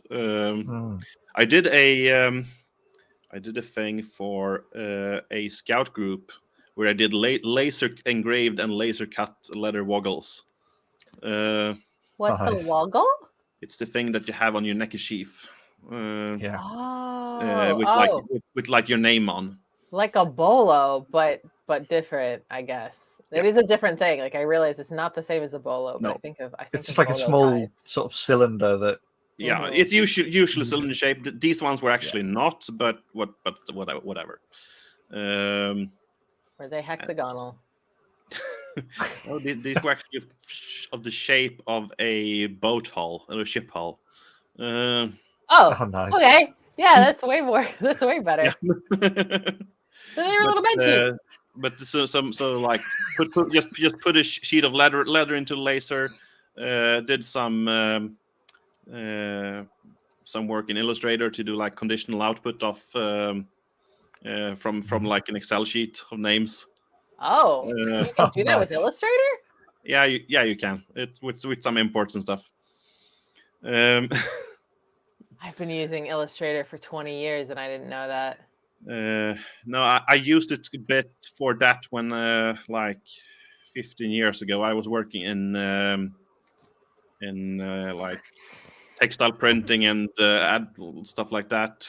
So we did a lot of like custom name prints for people and stuff. So it makes sense that you would know Then you that. try to automate some stuff away when you have a lot of that to do, and it's really, really boring to do by hand. Yep. It's usually not worth it, to be honest, if you aren't doing a lot of it. It's that relevant XKCD that we've all got. You know, there's always one for every situation, but it's where it shows the time for just like manual labor in doing something, and then you have the engineer's approach. You'll spend a lot of time figuring out a way to automate it. Takes ages, and then it's very quick. Yeah. No, we had at that company I was working at the time. We did textile screen printing in house. So we had like a full screen printing place. Nice. With like 2 manual one setups and 1 automated setup. So like the automated is basically you only like put the shirt on and you press the pedal and it goes to the next thing. And it's basically automated everything but just putting on and removing the shirts from the press. So you're very fast at printing shirts with that. I think you were down if you were good at it. It's like we had one guy that was really good at it. I think he did it in like it was like at 6 seconds per shirt or something like that. He was down to.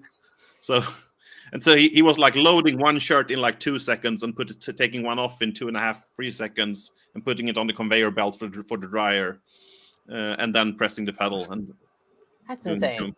Yeah, that sounds like a candidate for the fast workers subreddit. There you go. No, but like he did a few hundred shirts an hour consistently. I just feel like by himself. So bored. I just feel like I'd be so bored at that point. Yeah. After the first 100, like, be like, all right, I'm bored now. I'm done.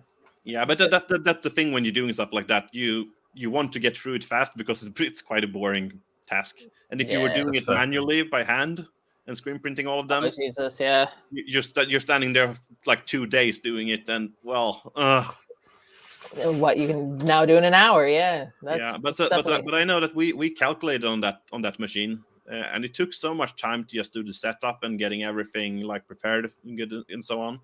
So I think if it was a 2-color print, I think the break-even point was somewhere around 350 shirts, I think. Okay. But below that, it wasn't worth it. It was better time-wise to get printed manually.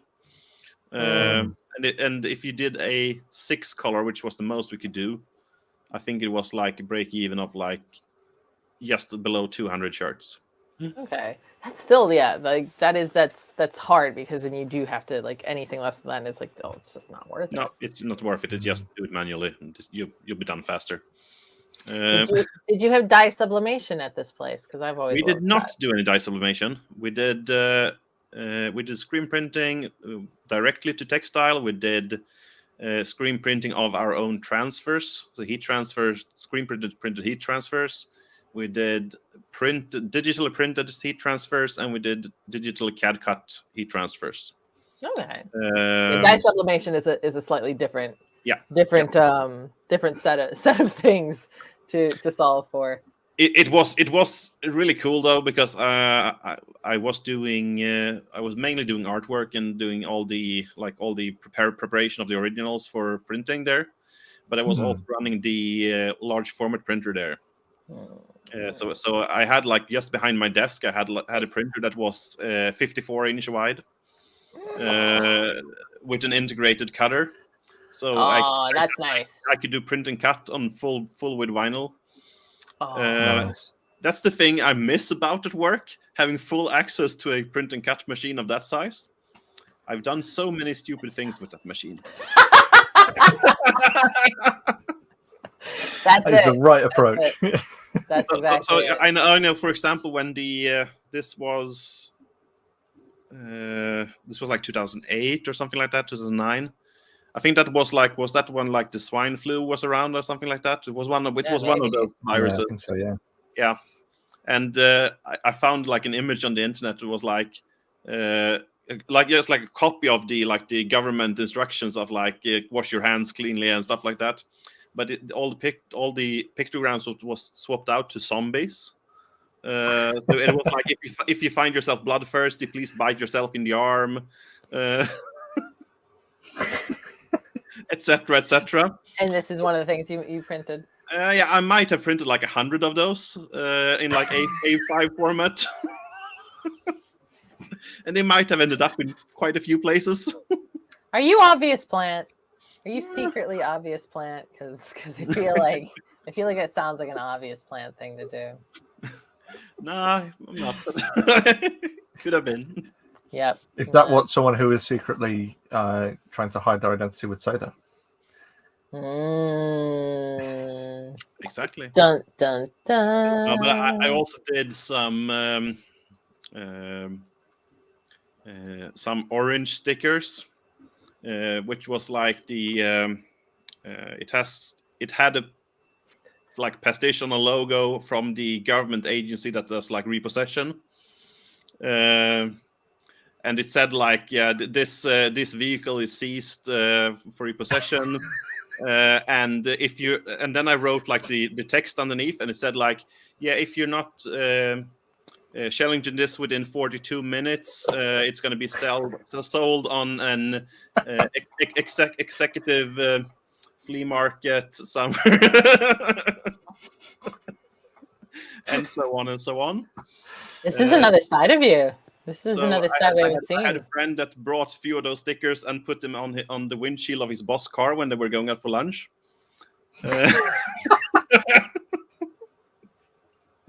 Oh my god! Way too fun to have that easy access to making stickers of all kinds. I can totally imagine that. Interestingly enough, actually, Andy Birkey, who's just popped into the chat, was asking the other day, another friend of the show, Rasmus, Norwegian blacksmith friend of ours, he has a run of stickers that say about this unit has been upgraded to be voice activated. And Andy had them on his van. So fortuitous timing in talking about stickers on cars for Andy to have hit. Hey, Andy. No, and on the topic of Norway, I'm actually going there, not tomorrow, but on Tuesday. Well, I mean, it's basically next door. Yeah. You're there. It still takes me 4 hours to get to Trondheim, which is where I'm going. So I mean, yeah, no, they're both Sweden and Norway are reasonably sizable countries, as it were. So maybe next door, but that's like saying Canada is next door to the United States, and if you're in Texas, it's still going to take you 20 hours to get there. You know. No, and this is 4 hours by airplane. Sorry, not by car. Jesus, that would take longer than 20 hours. What am I saying? What am I saying? Either way, it's all upper Denmark, isn't it? Oh, yeah. I feel as though there may have been an inside joke in the chat asking how your chair was working, Eric. I'm not entirely sure if I understand if this is a literal question or if it is a joke. No, I think it's because I'm moving around quite a lot here. Oh, and because if the people were in the Makers Hangout last night in the village Discord, they saw me repairing the chair. Oh. Then that might actually be that would be the context then, yeah. I was like, I feel like this is a joke. Because you know the part on the office chair that holds the wheels, like the cross. Yeah. The cross on this chair had the there was like square steel tubes going out, like covered with plastic and so on, so they look nice. But it was basically the welded square steel tubes, and in the end of them there was a plastic insert.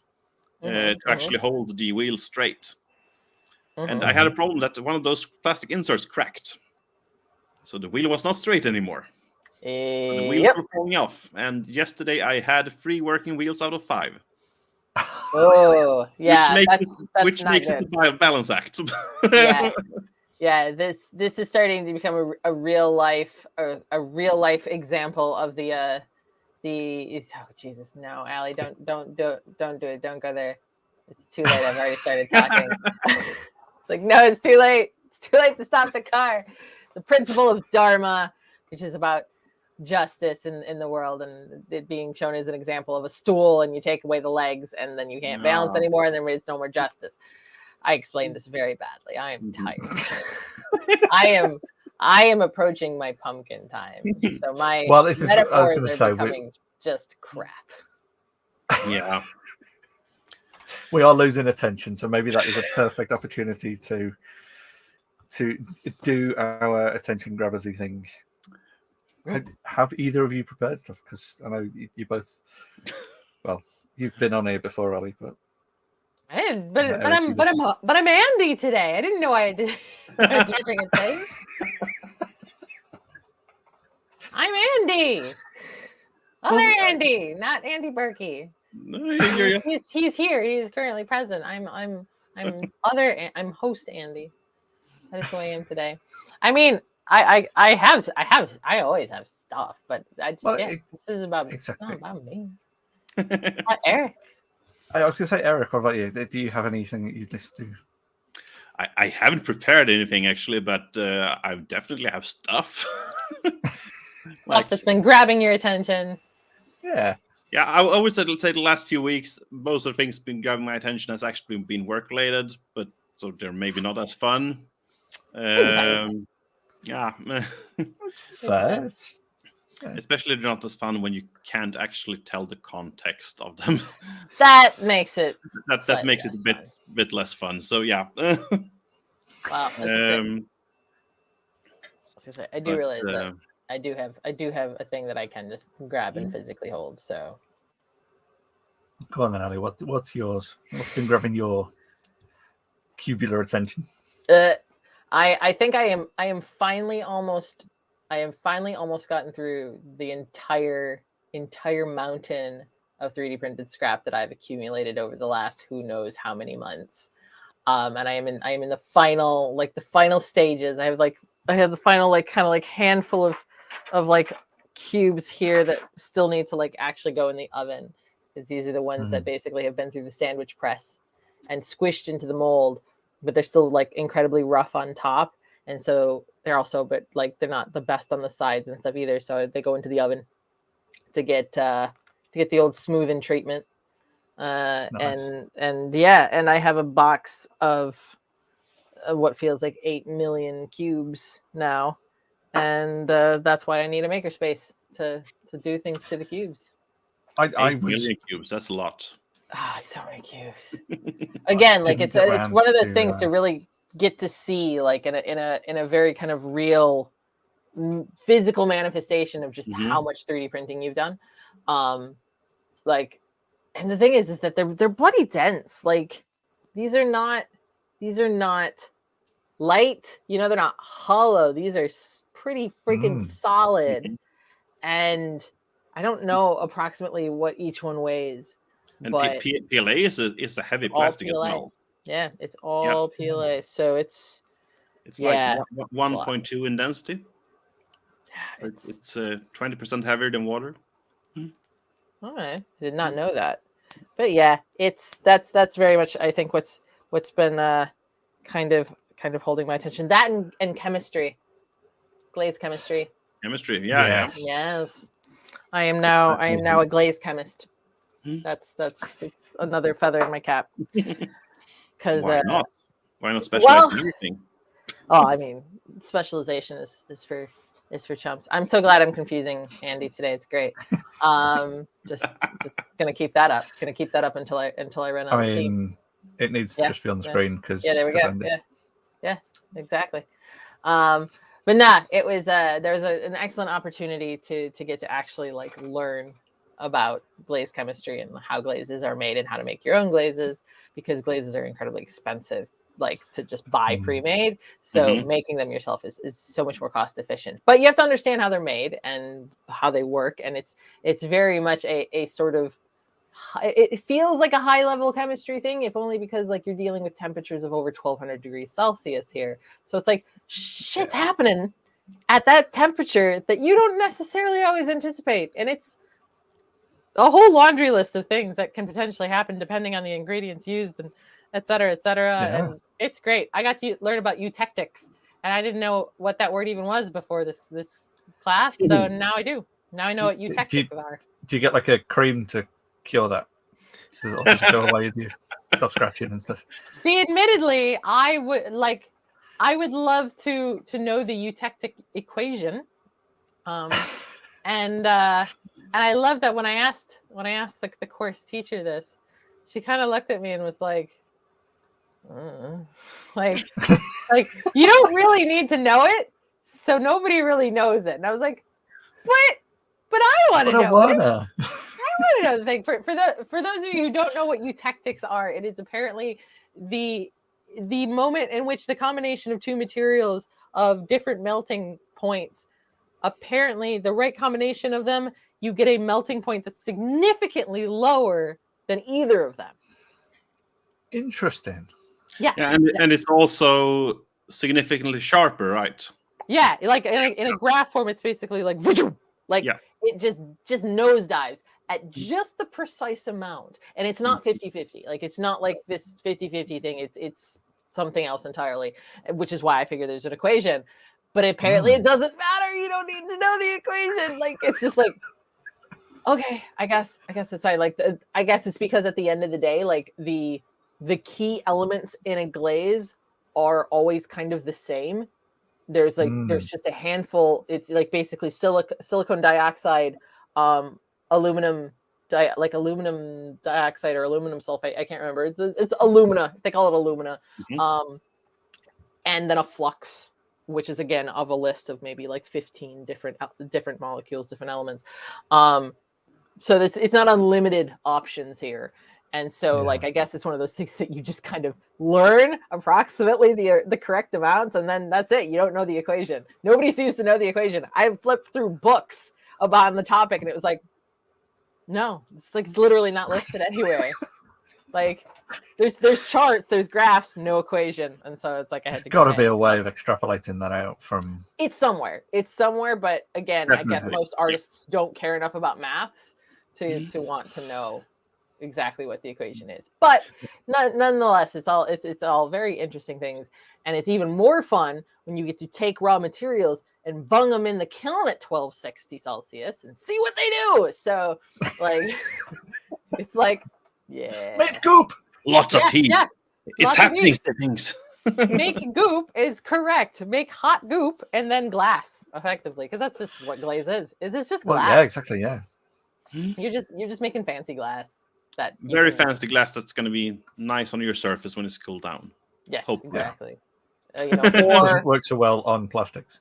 Or make other people have a bad day, because like there are lots of interesting things I learned, like how apparently I think it's like if you put like copper near tin, like as in like you have two separate things. One of them contains copper oxide, another contains tin oxide. Like if they're too close to each other in the kiln, they'll change each other's color. Yeah, because the vapors. Yeah. Exactly. Yeah, of course. And it's like, that explains. Well, to be completely fair, I have had things come out of the kiln that had blue spots on them that wasn't supposed to have blue spots on them before, and I was always like, "The fuck." And now I understand why the fuck. Broke my thing. Yeah. Exactly. So it is that is what's grabbing my attention. Yeah, I mostly knew the word eutectic from solder, from electronic solder. There you go. Yeah, of course. You have the classic 6337 mix, which is not the 6040 that was most common before, which is like the lead tin one. The 6337 is actually a true eutectic solder. There you go. Yeah, I got the 6040 stuff. I had to check. Yeah, 6040 is much more common, but the 6337 is eutectic, and that makes the risk of you actually having like cold solder joints much lower, because it actually like solidifies in a set point instead of having this like softening and getting harder and harder. Slower. Yeah. Interestingly enough, this one is 6039-1. Yeah, that's with 1% copper. Yeah. Yeah, it's got a tiny bit of copper in it. It does admittedly melt like a dream. It melts so nicely. But yeah, eutectics. Everyone learned a thing today. You learned a thing from my class. It's fancy witchcraft. Yes, no, it is. Honestly, it is very much one of those things that it feels like witchcraft, because it is just a sort of like, so if I combine all these white powders, I will get green. Fancy colors. Green glass, like exactly. And it's like sometimes you will mix these things and you will get green, and other times you will mix them and you will get red. And it's like, what will determine that? Stuff and things. stuff and things. I mean, I'm just going to remember about a project that I've been working on with the Royal Institute of Art here in Stockholm. For a couple, we've been working on it for a couple of years, but I've really had a problem getting time for it. We were building a large format wax extruding printer for glass casting. Oh, I want that. I want that. So like 750 by 750 by 750 print volume. And I think the print head is a constant volumetric pump. So like every degree of rotation will give the same amount of wax coming out of front. Would that be like with an auger? Not really an auger. Okay. It's what's called a progressive cavity pump or a Monnier pump. I think I have seen the. Which it's like a helical spiral thing that wobbles and turns inside a silicone plater. It's a quite cool Sounds design, awesome. but it's not super trivial. No, and the problem I like with that. That is the most downplayed thing. It's not super trivial. Like and the such an Erik phrase. yeah, that's great. I love that. No, and the problem is actually that you need to specify what temperature they're going to run at for the people that make them, because the stator and the rotor expands differently, because like one is a rubber and one is a steel. Of course, yeah. And if you run them at the wrong temperature, like too much wrong temperature, of course, they're not going to be a constant volume and they're going to wear out. Wow. Like we had to get a lot of things to factor. Yeah, we had to get a custom order one from a German company making those. It was like, I think it was like 12K the print head.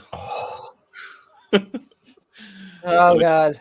So it's like a custom heated thing that is fed with molten wax through a pressurized tube and stuff like that. Oh, but I would imagine the end results would be so good. Hopefully. The project was actually ending right now at New Year's, so everything was supposed to be done. So the project lead was calling me, and she was like a bit of a panic in October, I think. He was like, "Yeah, we really need to get this done in like 3 months." And I was like, "Oh, I'm not going to be able to do that. Sorry." Nope. Sorry. Bye. Because you're designing this printer, aren't you? Yeah, I was designing from scratch and doing everything with it. But what actually ended up doing was that I got one of our younger members from the makerspace. He's like 20, I think. Yeah, he's doing his first year in uni now, studying electrical engineering. So I was like, "Hey, you want an extra job? You like more work? You like 3D printers? You want to take over my job here?" So, good delegation. Good delegation. So he is actually really happy because he got a paid job. Yeah, at the same time as school, which he actually finds really enjoyable. And they managed to get a project extension, so it's only to be done in late March now. So yeah, hopefully, that's not too bad. Hopefully soon. Nice. But they're actually going to use that for like large format glass casting, like That's printing, awesome. like printing, like sculptures and stuff like that. And the making of the forms. Yeah, and since it's wax, you can do all the sculpting you usually do in wax. Yeah. So you can basically go in and finish it by hand. Yeah. Or if you want to have the layer lines as an aesthetic, well, yeah, then you're welcome to do that. It's one of the things that I always thought was really cool of the idea of clay 3D printing is the fact that you can let it do its thing, and then you can still go in afterwards and continue to sculpt. You're not necessarily done when the printing is done. You can do more with it. And it makes sense that the exact same with glass. You can get the base, get the form, get in fact most of it. Maybe fix little mistakes if there are any in the print, smooth out layer lines if you want, add your sprues, add all sorts of sprues to it. Unless the print. I suppose a lot of people do it with jewelry and stuff, don't they? With resin printers and things. So I suppose this is just the other end of the scale spectrum. Kinda, yes. When you do it with resin printers, it's a polymer with the wax part in it, like 40% wax in the best ones, I would say. This would be pure wax. Yes, this would be That's pure cool. wax. That's very cool. You can actually like remelt the wax and just reuse it as opposed to it being, And and also when we actually started this project, that school had a bronze casting workshop as well. They've actually shut that down before the printer got done. But it was supposed to be able to print masters for bronze casting as well. So we'll see if that ever happens. That would be very cool. That's so cool. One of the many projects. What else is on the list of things that we do at the end of the show, Jamie? Because I don't remember. Well, it's only for my attention stuff this weekend has been I got my new fancy internet arrived on Friday. So I basically spent the weekend. I know I was supposed to do something for you, Allie, and I haven't got around to that yet because I've been playing with networks. You were? Well, I said I was going to have a go at making a prototype thing. Oh yeah, you did say that. I forgot. But then I've basically just been doing networking and climbing in my loft and climbing behind my server, wiring points in and playing with routers and stuff. For giving us a good sprinkling of Northern before we left for the evening. Yeah. But no, the only thing left is to find out where everyone can go and stalk Erik. Yeah. So where can you be stalked, Erik? Yeah, where can people find you? That's a good question. if you wish to be stalked. Maybe the latter. I'm honestly not very anonymous on the internet, so you can find me pretty easily. Google your actual name. Someone was sending a message like a DM to our makerspace today and was asking for them to give her my email address for some reason, and I'm like this, and one of the other board members was just commenting, "Oh, that Google foo must be really limited, since you can find your email in like 5 seconds." Yeah. No, it didn't actually answer to that person. They was less like, "Yeah, I'm gonna check." That's fair. Yeah.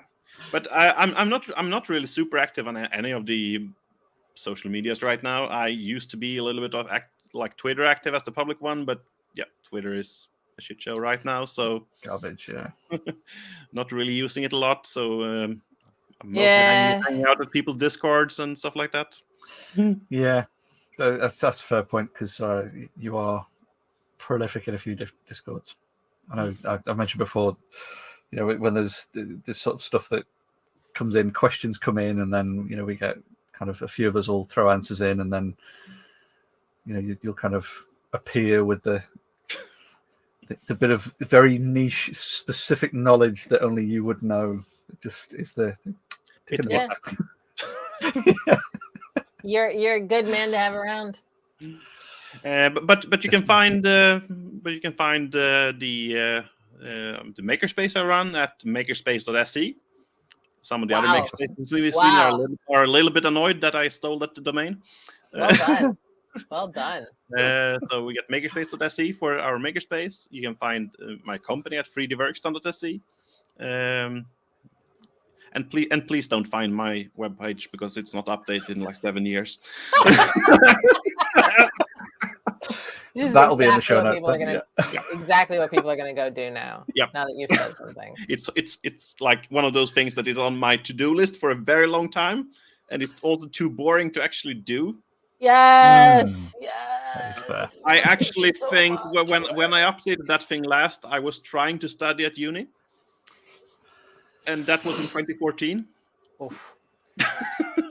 Slightly out of date. I just ended up taking my website offline rather than updating it because I spent too long. I've been thinking about it. I've been thinking about it. Yeah, no, that kind of makes sense.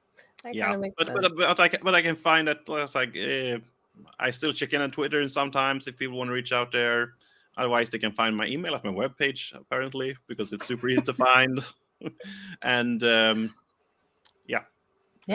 fantastic. They should follow and give you a hey. Give you a hey if they absolutely like what you do. on printables and stuff as well to go and check out. Well, printables and Thingiverse and all of the 3D stuff for your 3D magic. Yeah. You can find 3D things. I sign at printables and at Imagine, but not anywhere else currently.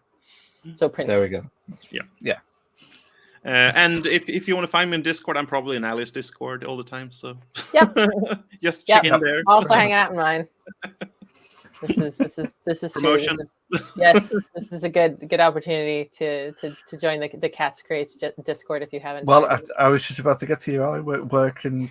Well, I know quite a few of our listeners and stuff are already familiar with your dulcet tones, but where can they find you on the internet? Let's say, I fortunately feel like I've finally reached the point where most people now know me by my current iteration and not necessarily by my former iteration. But I am Cats Creates everywhere imaginable, and I will I guess officially announce it here, though I have not done anything with it yet. I have finally signed up on Mastodon because peer pressure. I haven't.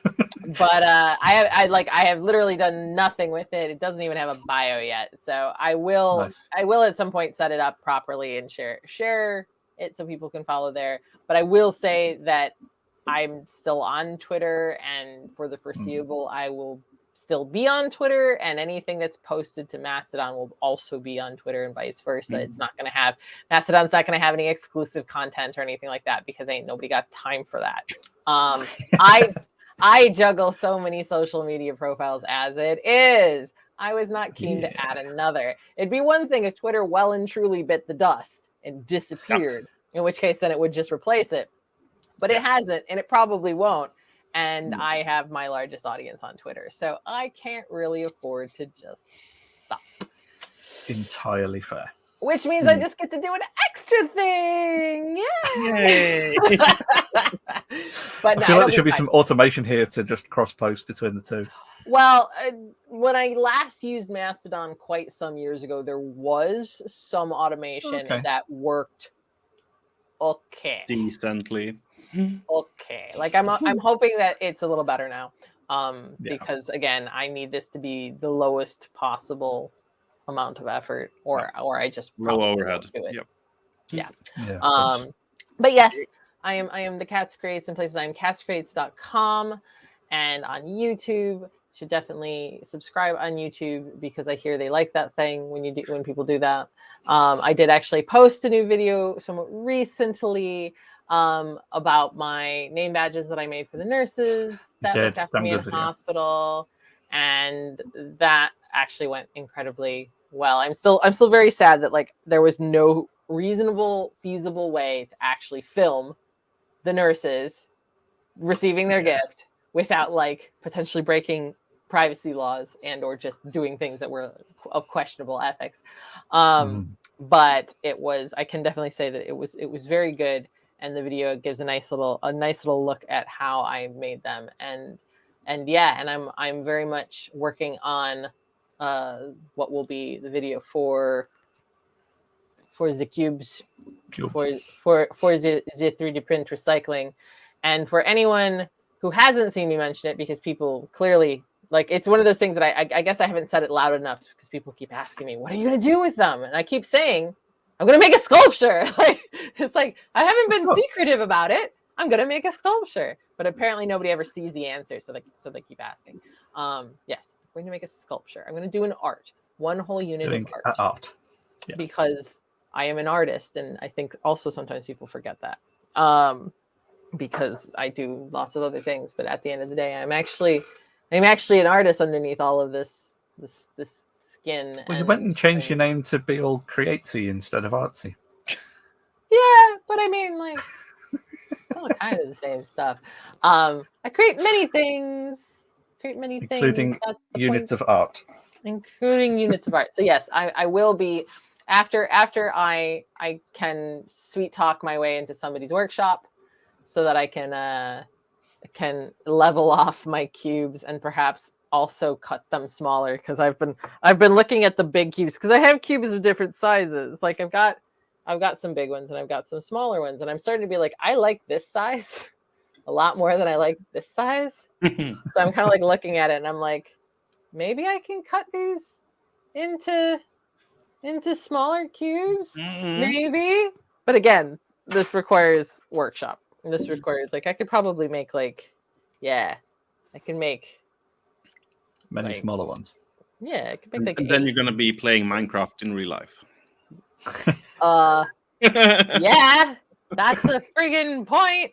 I mean, actually, it's not. To be fair, I feel like my idea is a lot more elegant and nice sounding than Minecraft. But at the end of the day, it's kind of like that. But yes, I need to find the workshop. I need to find the tools, the space, and ideally a human being to keep me from removing any of my fingers whilst I do this, because I've never used a mill before. So if I'm using a mill, hey ho, I need a little help. But you should come over to 3D Meetup in Sweden some year. They usually do a big community built sculpture thing each year. So nice. they send out all the STL files and to people in the list before. So you can sign up for, hey, I want to print this many, and then they send out the files, and me just walking on the plane holding some 3D printed stuff, and they're like, why is that not in a bag? And it's like, because you charge for fucking checked luggage, so I'm carrying it on the plane. That's why. Put it in a single duty-free bag, you'd be fine. Yeah, just a Tesco bag. I know I have a friend that's been working in fashion and clothing import. He was once flying from Thailand to Stockholm, I think, from Bangkok, with 7 layers of winter jackets on, because they wanted to upcharge him. That's how you do it. Did he reach up and just turn the little tiny blower on to try to keep himself cool? Full blast. I think they were on 2 minutes from getting on the plane, but still. Yeah, and then just completely. Yep. So once you're on the plane, they can't stop you. That's fine. But yes, he probably looks like a Michelin guy. Absolutely, the Michelin man, 100%. Yep. I can see that. I can totally see that. But yes, I digress. That is where I can be found. I totally went off on that one. Tangents, they happen. That's the thing. That is the thing. But yes, I am. Done being a tangent. I'll just say that Andy will hopefully, other real Andy, not Allie Andy, fake will Andy. Be the original Andy will be Andy actual. Hopefully back with us and feeling back to his usual self by next week. He's unfortunately currently unwell. So. Yeah. We love you, Andy. Thank you, Allie, for stepping in, and thank you, Erik, for joining us this evening. Absolutely, yes. been lovely. Glorious. Thank you We've very been looking much. forward to having you on for a while. We probably managed to talk about 5% of stuff. So. Oh, you are 100% coming back. Yeah, absolutely coming back. That's how that works. Yeah, have a great evening, you guys. All right. Indeed. Thank you again. Have a wonderful night. Sleep tight. Bye. Have a good one, and we'll see you all the viewers as well. Yeah.